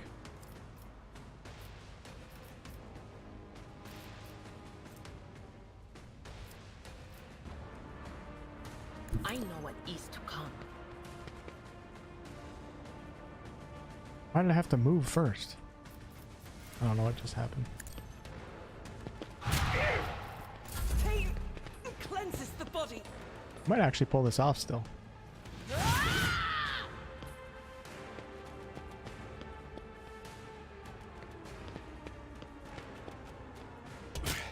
Time to prove my mettle.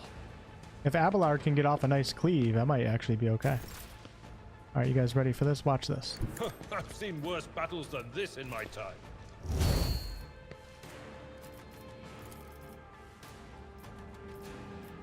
Indeed. That's nice. Okay.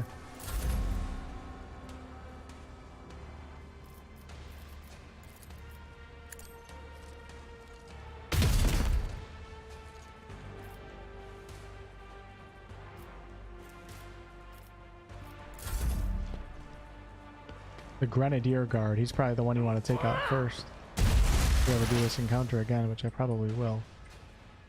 Oh man, it's tough. It's really tough using her because I can get all these AoE attacks, but take out this enemy. Probably actually help out Abelard, to be quite honest with you.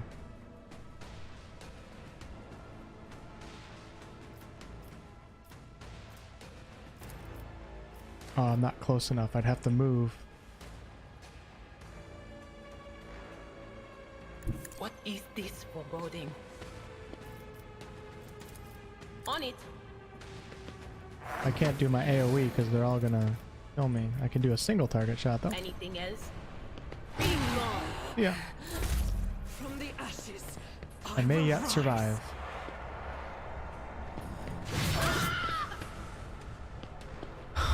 The character just ran up, then ran away and took an opportunity attack. Yeah, it could have been a little bug or something. Blessed are those who sacrifice for the Imperium. All right. Ooh, firearm master. Wait, how can I? Oh, is this a desperate measure? Soldier gains the ability to make a number of extra attacks equal to their weapons ready to fire. Why can I activate that? I don't understand. We haven't reached the meter. Oh, we went below the meter. And what is this over here? Okay, so you can see the heroic meter and then the desperation meter. So since we're doing so bad in this encounter, I reached the desperation ultimate. Might actually save us. We get a bunch of attacks now. Abelard's dead, so let's go ahead and take out this character first. As the Emperor Oh, and commands, I act. Okay, I didn't. Take another shot.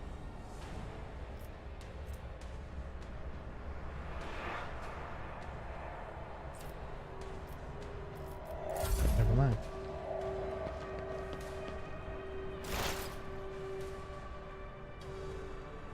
Let's do psychic scream. But of course. See ya. The combat's pretty fun, I'm not gonna lie. Let's go. Oh, you can't move after that, so now I'm going to analyze. Now Argenta's probably going to kill this enemy, so I'm going to analyze this enemy.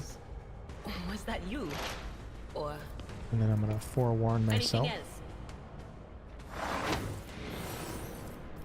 else? Hope that we survive. Shall become like fire. Can I? Come on, survive, survive, survive. If I can survive this, I might be able to get an AoE off and kick some ass. Please, please, please. Oh no, that's not good. Feel cold. Oh, oh my god, I have 1 HP. I think I can win this. Folks, I think I can win this.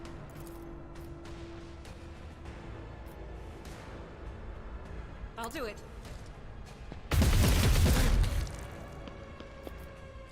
Faith without deeds is worthless.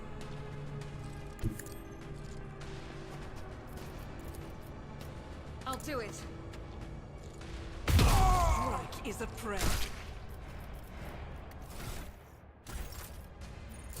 We have one more opponent. He's level 40 and he has grenades.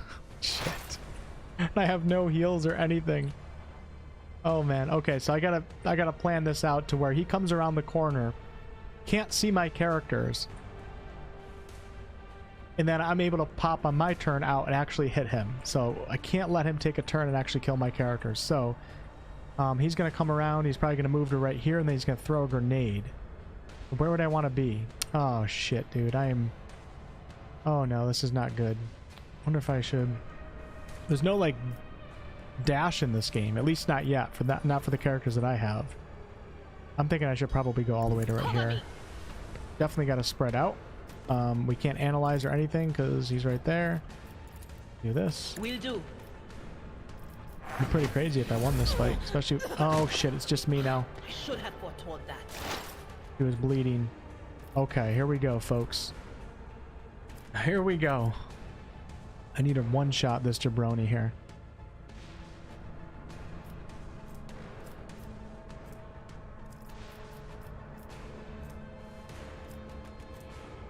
I wonder if I could... Oh no, Psychic Shriek takes away my action. Alright, let's go ahead, analyze, get some more exploit stacks. On it. And it all comes down to this one attack here. And actually I still might die because I have a fresh injury. Now should I exploit weakness or should I shoot the lightning? If I exploit weakness, the character's less likely to dodge, but if I don't exploit weakness, I'm going to deal more damage with my lightning. I can't even reach. So what if I come here? Let's do the hologram method. If I come right here, and then I do lightning, there we go. Okay, it's still not going to kill him. Oh my god, I think I'm going to wipe. There is movement in the Imperium. Yeah, this game comes out tomorrow. Damn, that's a hell of a shot too. I'm dead. It's over. It came down to the that's crazy. It's over. But of course, all he has to do is throw a grenade right now, and I can't move because once you take an action, you can't move in this game. It's kind of weird. Don't do it, dude. Don't do it. No. What?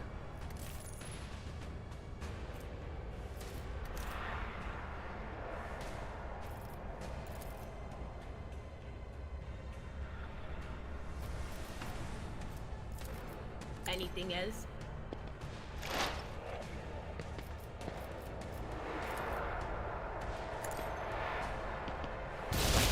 Game's too easy.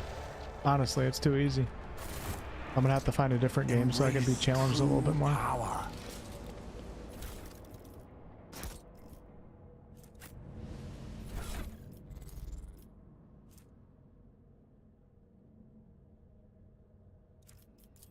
You guys agree?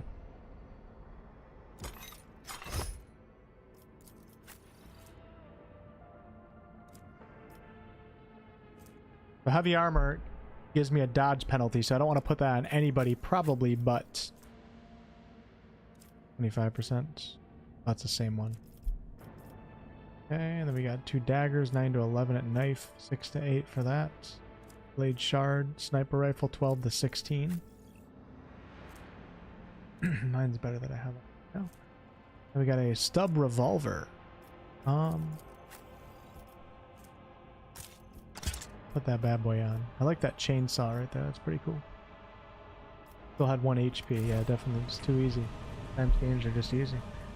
Well, in 8 days, Wolf is on YouTube, or is on Twitch instead of YouTube. I'm on both Twitch and YouTube now. From now until the foreseeable future. Thanks. Thanks, Shy. Spent 3 hours. Why aren't there Space Marines? Is that the same thing, or is that like a different Warhammer?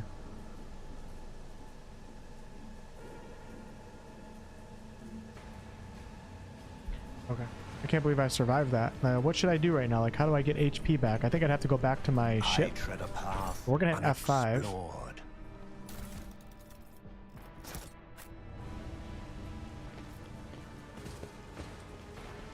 We're gonna hit F5 and we're gonna go a little bit further. You get all of your HP back after the fight's over, but the injuries remain, and of course the trauma. You haven't taken care of injuries. Gas cloud grenade. That should be interesting. Who can I throw that with? Nice. Be fun. The world trembles beneath my feet. Damn it. I failed the perception check. You only get 1 try.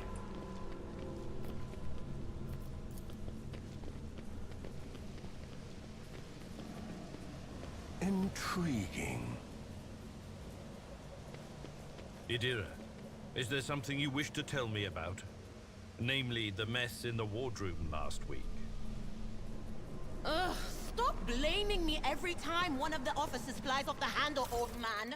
Not every brawl or disaster on this ship is because of me. Ruinous favor prevails. Powers unseen uncover my path.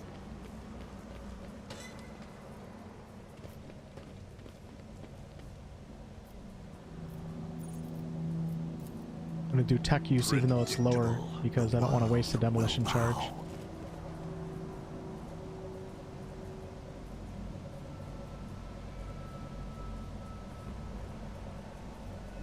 Is this supposed to be a cutscene?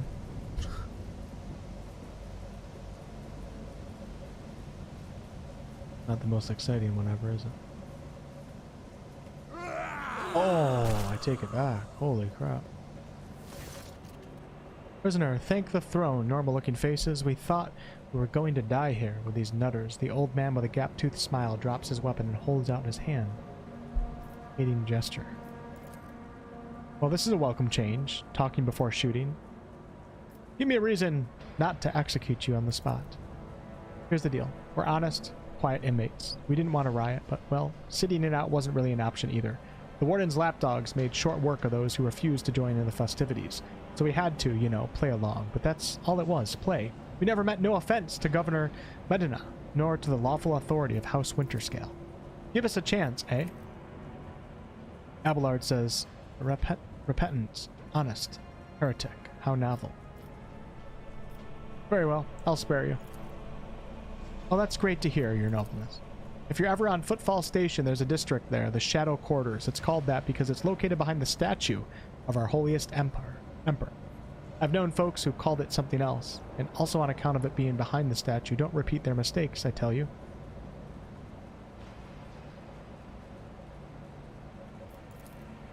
Forgive an old man for getting distracted.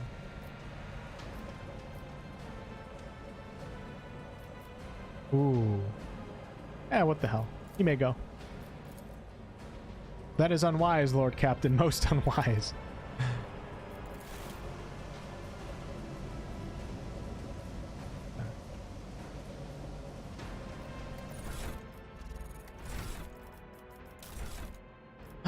So we went into the dogmatic tree, but I just did a little bit into heretical as well. You can see it's filling up a little bit, and then you kind of go into different ranks. Embrace true power. The least would be how.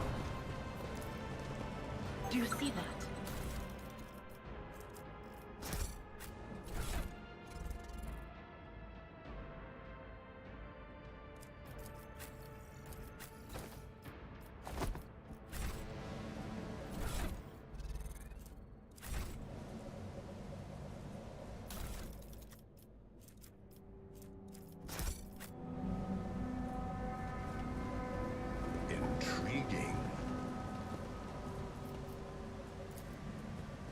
Perfection.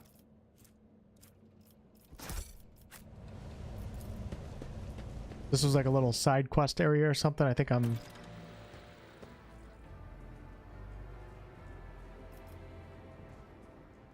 Evane Winterscale. Greet him with decorum.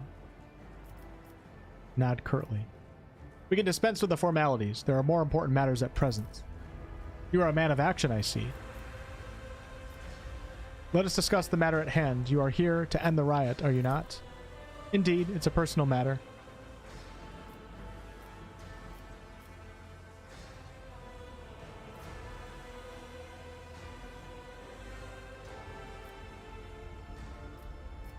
The desire to help a friend is a noble one. My father would disagree. Very well, you may go see your friend.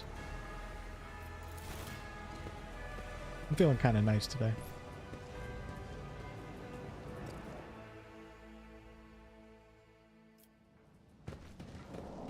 I tread a path unexplored.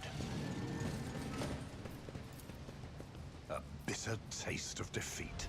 Failure stings.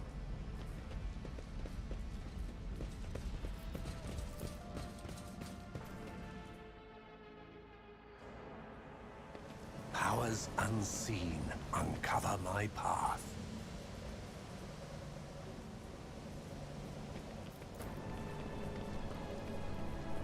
Good morning, Jordan.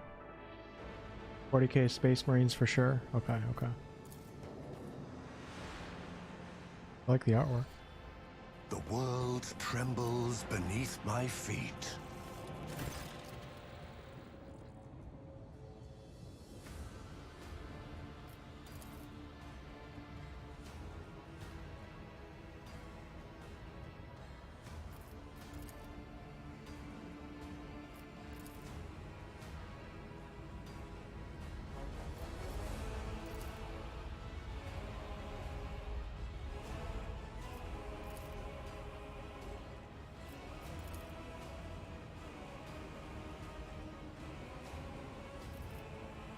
Okay, well, Vane is a hostage.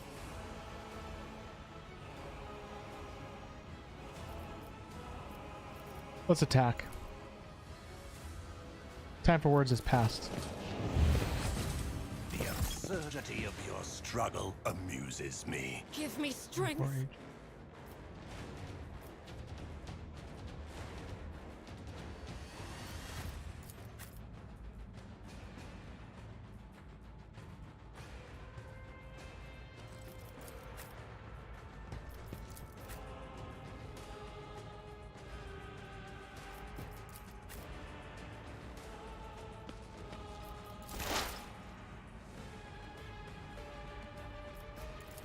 Was that you? Or anything else?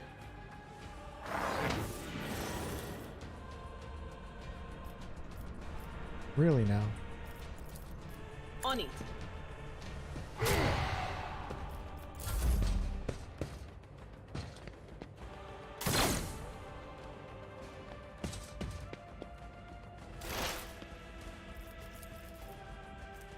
I will triumph. Ruin beckons.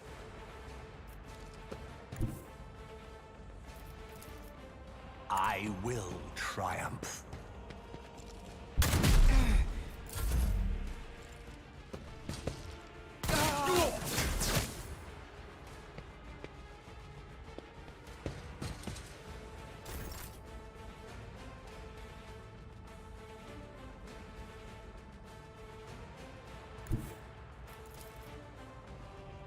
Guided by faith.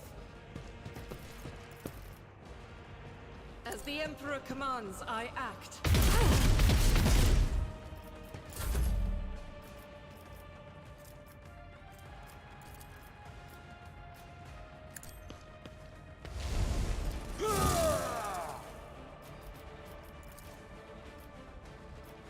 I will do my duty.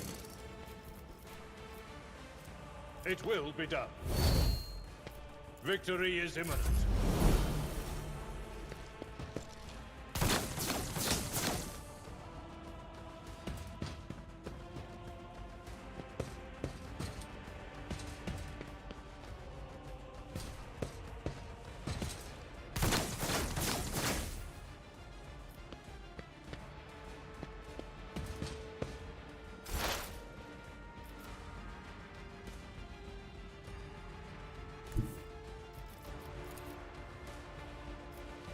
They who discern the future on the battlefield.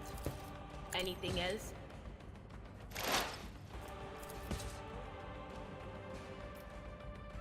But of course. What an unfortunate turn of fate. Why is it? Come on, Avalanche. Stay alive, brother. Stay alive, brother. Purpose guides me. I will triumph. I need no guidance. He just goes like this from a bullet. Just matrixed it. Hey, Joker, what's up, man? Thanks for stopping in.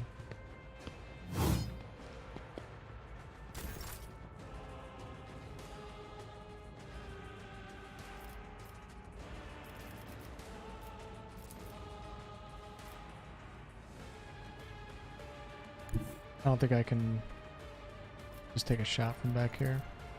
52% chance. Battlefield in righteous fury. Miss. I'll do it. Get a little closer. No. Oh, there we go. Perfect.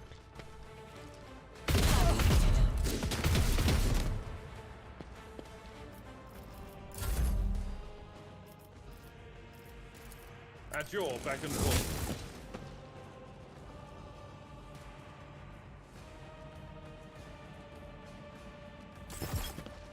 Well, that wasn't expected.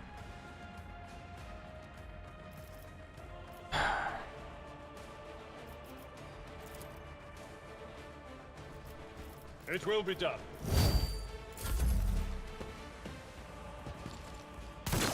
I need to take that thing out or something.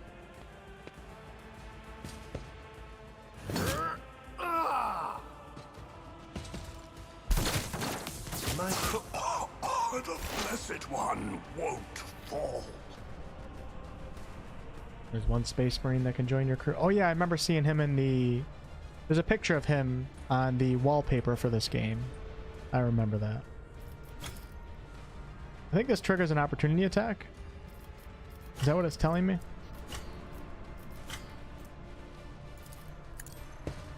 It does. Do I still get to do it though? Yes, I do. It was worth it. Alright, now let's move to over here. Actually, let's analyze. That guy. Was that you? Or Forewarning, let's give our tank a Anything little bit of else? a buff here.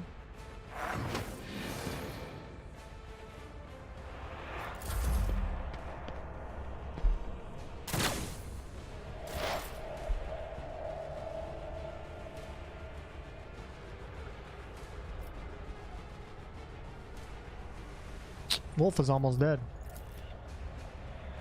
Ruin beckons. What? It let me click on him. Oh my god, I really screwed that up. Should take my time. I just threw the grenade like right in the front line where I have to go. I thought he was gonna chuck it all the way. Alright, Wolf, you're gonna have to not be stupid anymore. You idiot.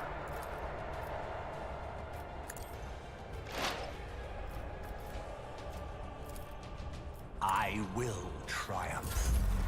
I don't know if I'm gonna survive this fight. It was kind of rough like last time. And my character just died. I don't even know the price tag for this game. I don't think it's released yet. Probably gonna be like 50 bucks, I would assume. Hey, Sir Polygon, how are you? Good to see your name. Faith without deeds is worthless. Probably gonna miss. I didn't even look at the percentage chance. That's like a pistol. I need to be a little bit closer. Alright, Abelard, what can you do for me, my brother?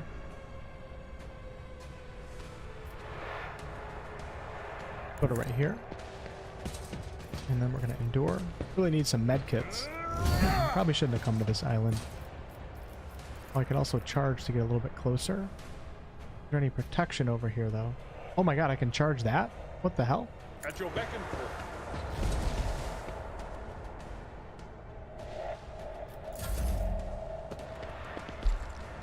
Probably wasn't a smart idea, but maybe RNG's on our side. Pain and duty go hand in hand. Alright, Adira, my friend. Can you come here and then lightning strike these guys? You can lightning strike that one. Let's go ahead and do forewarning on the tank. what is this foreboding? Okay, help him out a little bit. And we're going to analyze this guy right here. And we're going to blow him to smithereens. See ya. On it. Oh, nice. I like the Psyker abilities. I feel like if I replayed another character, I'd probably make my guy a Psyker too. They're a lot more exciting than the gunshot. Never felt pain like this. Alright, Argenta, I need you to help out my man over here. Why can you only move that far? So if we move to here, we move to here, and then we take a shot. 42% chance of landing that. But we do have run and gun. Alright, let's go to right here. Okay. The enemies of the Emperor will be undone. And then we're going to take a shot. Probably going to miss. 42%. We'll go after this guy. 51%. See ya. The Emperor's justice. And I'm going to run and gun to get a little bit closer. Is that cover? That is cover. Rejoice in battle. What are you doing? I thought you were going to here. Shit, I gotta reload. 21% chance. God Emperor, move through me. Be the Toxins fire in right my there. heart.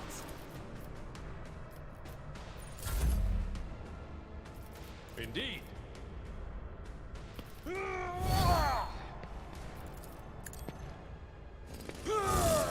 Wonder if he's just gonna... I think I probably have to kill that unholy lens now that I think about it. I've suffered worse.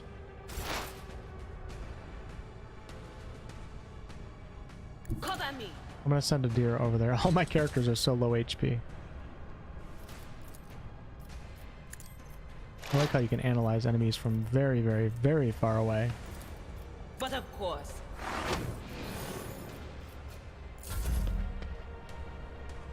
Don't die, Abelard! No! Abelard took a sword to the neck. I don't know if I'm supposed to kill that thing. I will bathe this battlefield in righteous fury. Well, I can shoot it. 100% chance. I think I gotta reload though.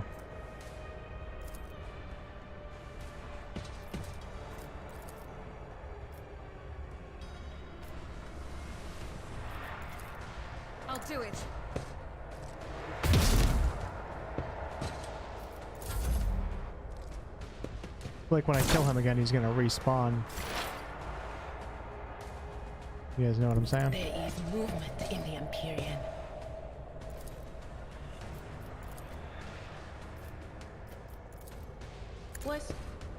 Was that you? Or Did that do anything? will do.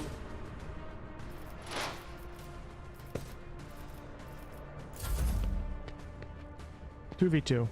From the cold 2v1. our Emperor, deliver us. So that's what that feeling was about. I know what is In a to last come. ditch effort, Adira's gonna come up here. We're gonna lightning blast. You can't lightning blast it. Can't lightning blast anything right now. 0 damage. That's what it did. Okay. All right. All right. Our first TPK has occurred. Whispers getting louder. Your journey is over. All right, folks. I think that's going to be it for today. I think we're coming up on 4 hours for the stream. Our first session of Warhammer 40k Rogue Trader. Initial impressions. It's not bad. I guess that's how I feel about it. I don't really feel that excited right now. I think the lore's pretty cool. The combat's pretty fun. The pacing feels really slow. And for my personal preference, there's a little bit too much dialogue for lore that I don't really care that much about. It seems like it never stops. Like the point could be given in like way less words. But overall, it seems like a decent game for a CRPG based on Warhammer 40k lore. Yeah, I guess that's my initial impression. So I would say if you like CRPGs and if you like Warhammer, you're going to like this game. And I also think we should support Owlcat. So if you're someone that's like on the edge, but you have the money, I would probably buy it and mess with it. And I think Owlcat's a good company. We want to see more of them in the future. But yeah, I guess I'm having fun. It's not too bad. That's all I got. Whether or not I continue to play it, I'm not entirely sure. I really just don't like... I didn't enjoy streaming Pathfinder Wrath of the Righteous. I don't think I'm going to enjoy streaming this one. Just the pacing and the amount of dialogue is kind of rough from streamer's perspective, at least my perspective. But either way, yeah, that's my initial impressions. Seems like a decent game. Not really too crazy about it. Don't really have much else to say other than that. Initial impressions. Can't really trust initial impressions either, so... I know my initial impressions have changed quite a lot with games in the past. What I thought initially changed in the future, but I think it's probably a good purchase for CRPG lovers that like Warhammer specifically. Alright, you guys got anything else for me today?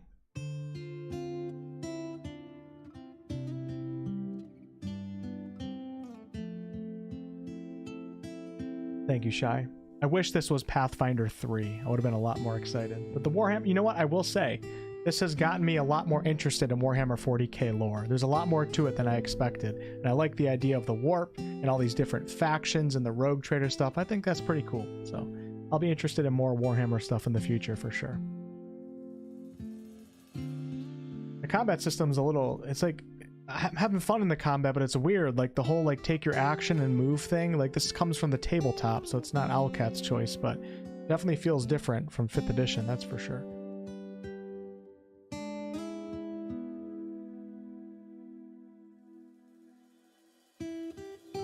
Thank you, Merity. Thanks, Hex. Any news about Steam Deck compatibility? I'm not entirely sure, to be honest with you. So, hold on. Before you guys go, since we have 300 in here, let me see Game Awards time. After the stream is over, I am going to schedule the live stream for tomorrow for the Game Awards. And if you guys want to hang out and watch it on this channel, I will be live. I don't really talk when speeches are going on or game trailers. Usually keep it pretty chill. I just like to go live to give this community a place to hang out so you don't have to hang out in IGN's chat. What's the time here?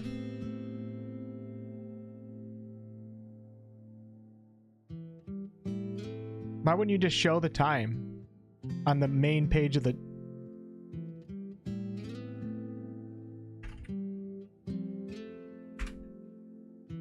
All right. 8 p.m. Eastern. Okay, so 8 p.m. Eastern tomorrow. I'll be live probably around 7 or 7:30 p.m. and we'll look at the Game Award nominations, maybe talk about a few things, and then grab a drink and watch the Game Awards. Hey, Frankly Gaming, what's up, man? We got a lot of great YouTube creators stopping in today. Thanks for stopping in, brother. Frankly Gaming makes some really good videos, really high quality. Wrath would be horrible to stream. Yeah, I didn't enjoy streaming Pathfinder Wrath of the Righteous. It's not really a stream-friendly game. Like I said, with this game, some games are better just to sit in your corner in a dark room and play at your own pace rather than trying to be entertaining, trying to read things, trying to figure out very in-depth mechanics. Not to mention, this game's pacing seems pretty slow, so I think from an entertainment perspective, some people would like to watch this, but the majority of people would probably prefer that I play something else. Fun for like a couple streams, and it's like, okay, I'd rather go watch something else. I'll watch the game with a beer, I feel almost normal. Another Bill Clinton shout out. That was so funny. If that kid makes it back, I'm not gonna lie, that'll be pretty funny. Jeff Keighley would kill the damn kid. Jeff Keighley would probably go to prison because he'll kill him. Orthodox Rabbi Bill Clinton. Given it's an owlcat game, probably not worth getting into after at least half a year post-release. Yeah, if I didn't experience any bugs today, any noticeable bugs today. Maybe that one time when I couldn't take that action, but I'm not entirely sure. When you're new to a game, you're not sure if it's a bug or if you just don't understand the mechanic. So I may have experienced a couple light bugs today, but overall it ran pretty good for me. But I'm sure some people have some reviews out on this. I'm sure Mortismal probably did 100% review by now. Slander Gaming, I would definitely recommend you guys go watch Slander Gaming. I don't think I'm going to do a ton of content for this game. I just want to keep playing BG3 Honor Mode. I have a really big video coming up in December. Maybe I'll do a couple videos, I'm not entirely sure, but go watch Slander Gaming if you guys are looking for some tutorials on this game. Slandered is a member of this channel, which he shouldn't be because I don't like when content creators are members, but he's done a ton of content, he's been working his ass off, and I support his channel, so. Alright, that's all I got. Thank you. Goodbye. I gotta go get healthy. I'm going to the gym. I don't skip the gym no matter what anymore.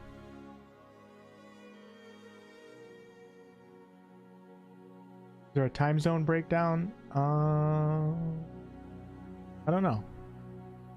Good question. 5 p.m. Eastern. So... Wait, is that what it said? Let me double check the times again. 5 p.m. Pacific, 8 p.m. Eastern.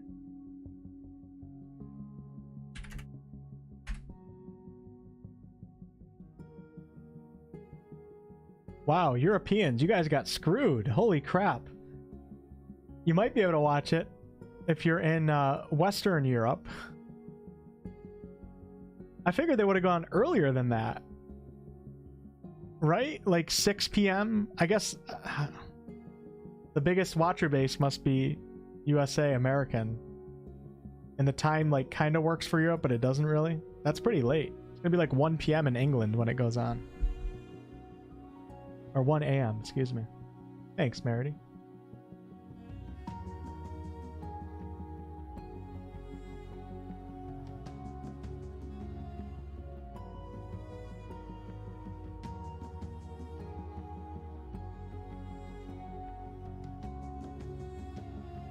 $2 a.m. for Fate. I'll probably do like a summary video the next day too. If Baldur's Gate wins a bunch of awards, I'll probably drop a video the next day. Going over what they won and showing you guys some of the speeches so you don't have to trim through like a 3-hour stream. I'm excited for all the world premieres. Hopefully 2024 gets some more games because it was looking a little light.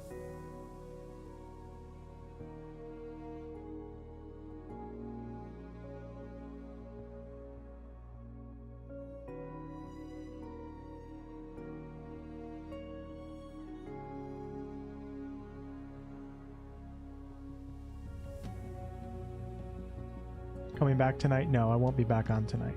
Nope. We'll continue Honor Mode. Probably on Saturday and Sunday will be Honor Mode run for BG3. I don't think I'll be live streaming on Friday at all.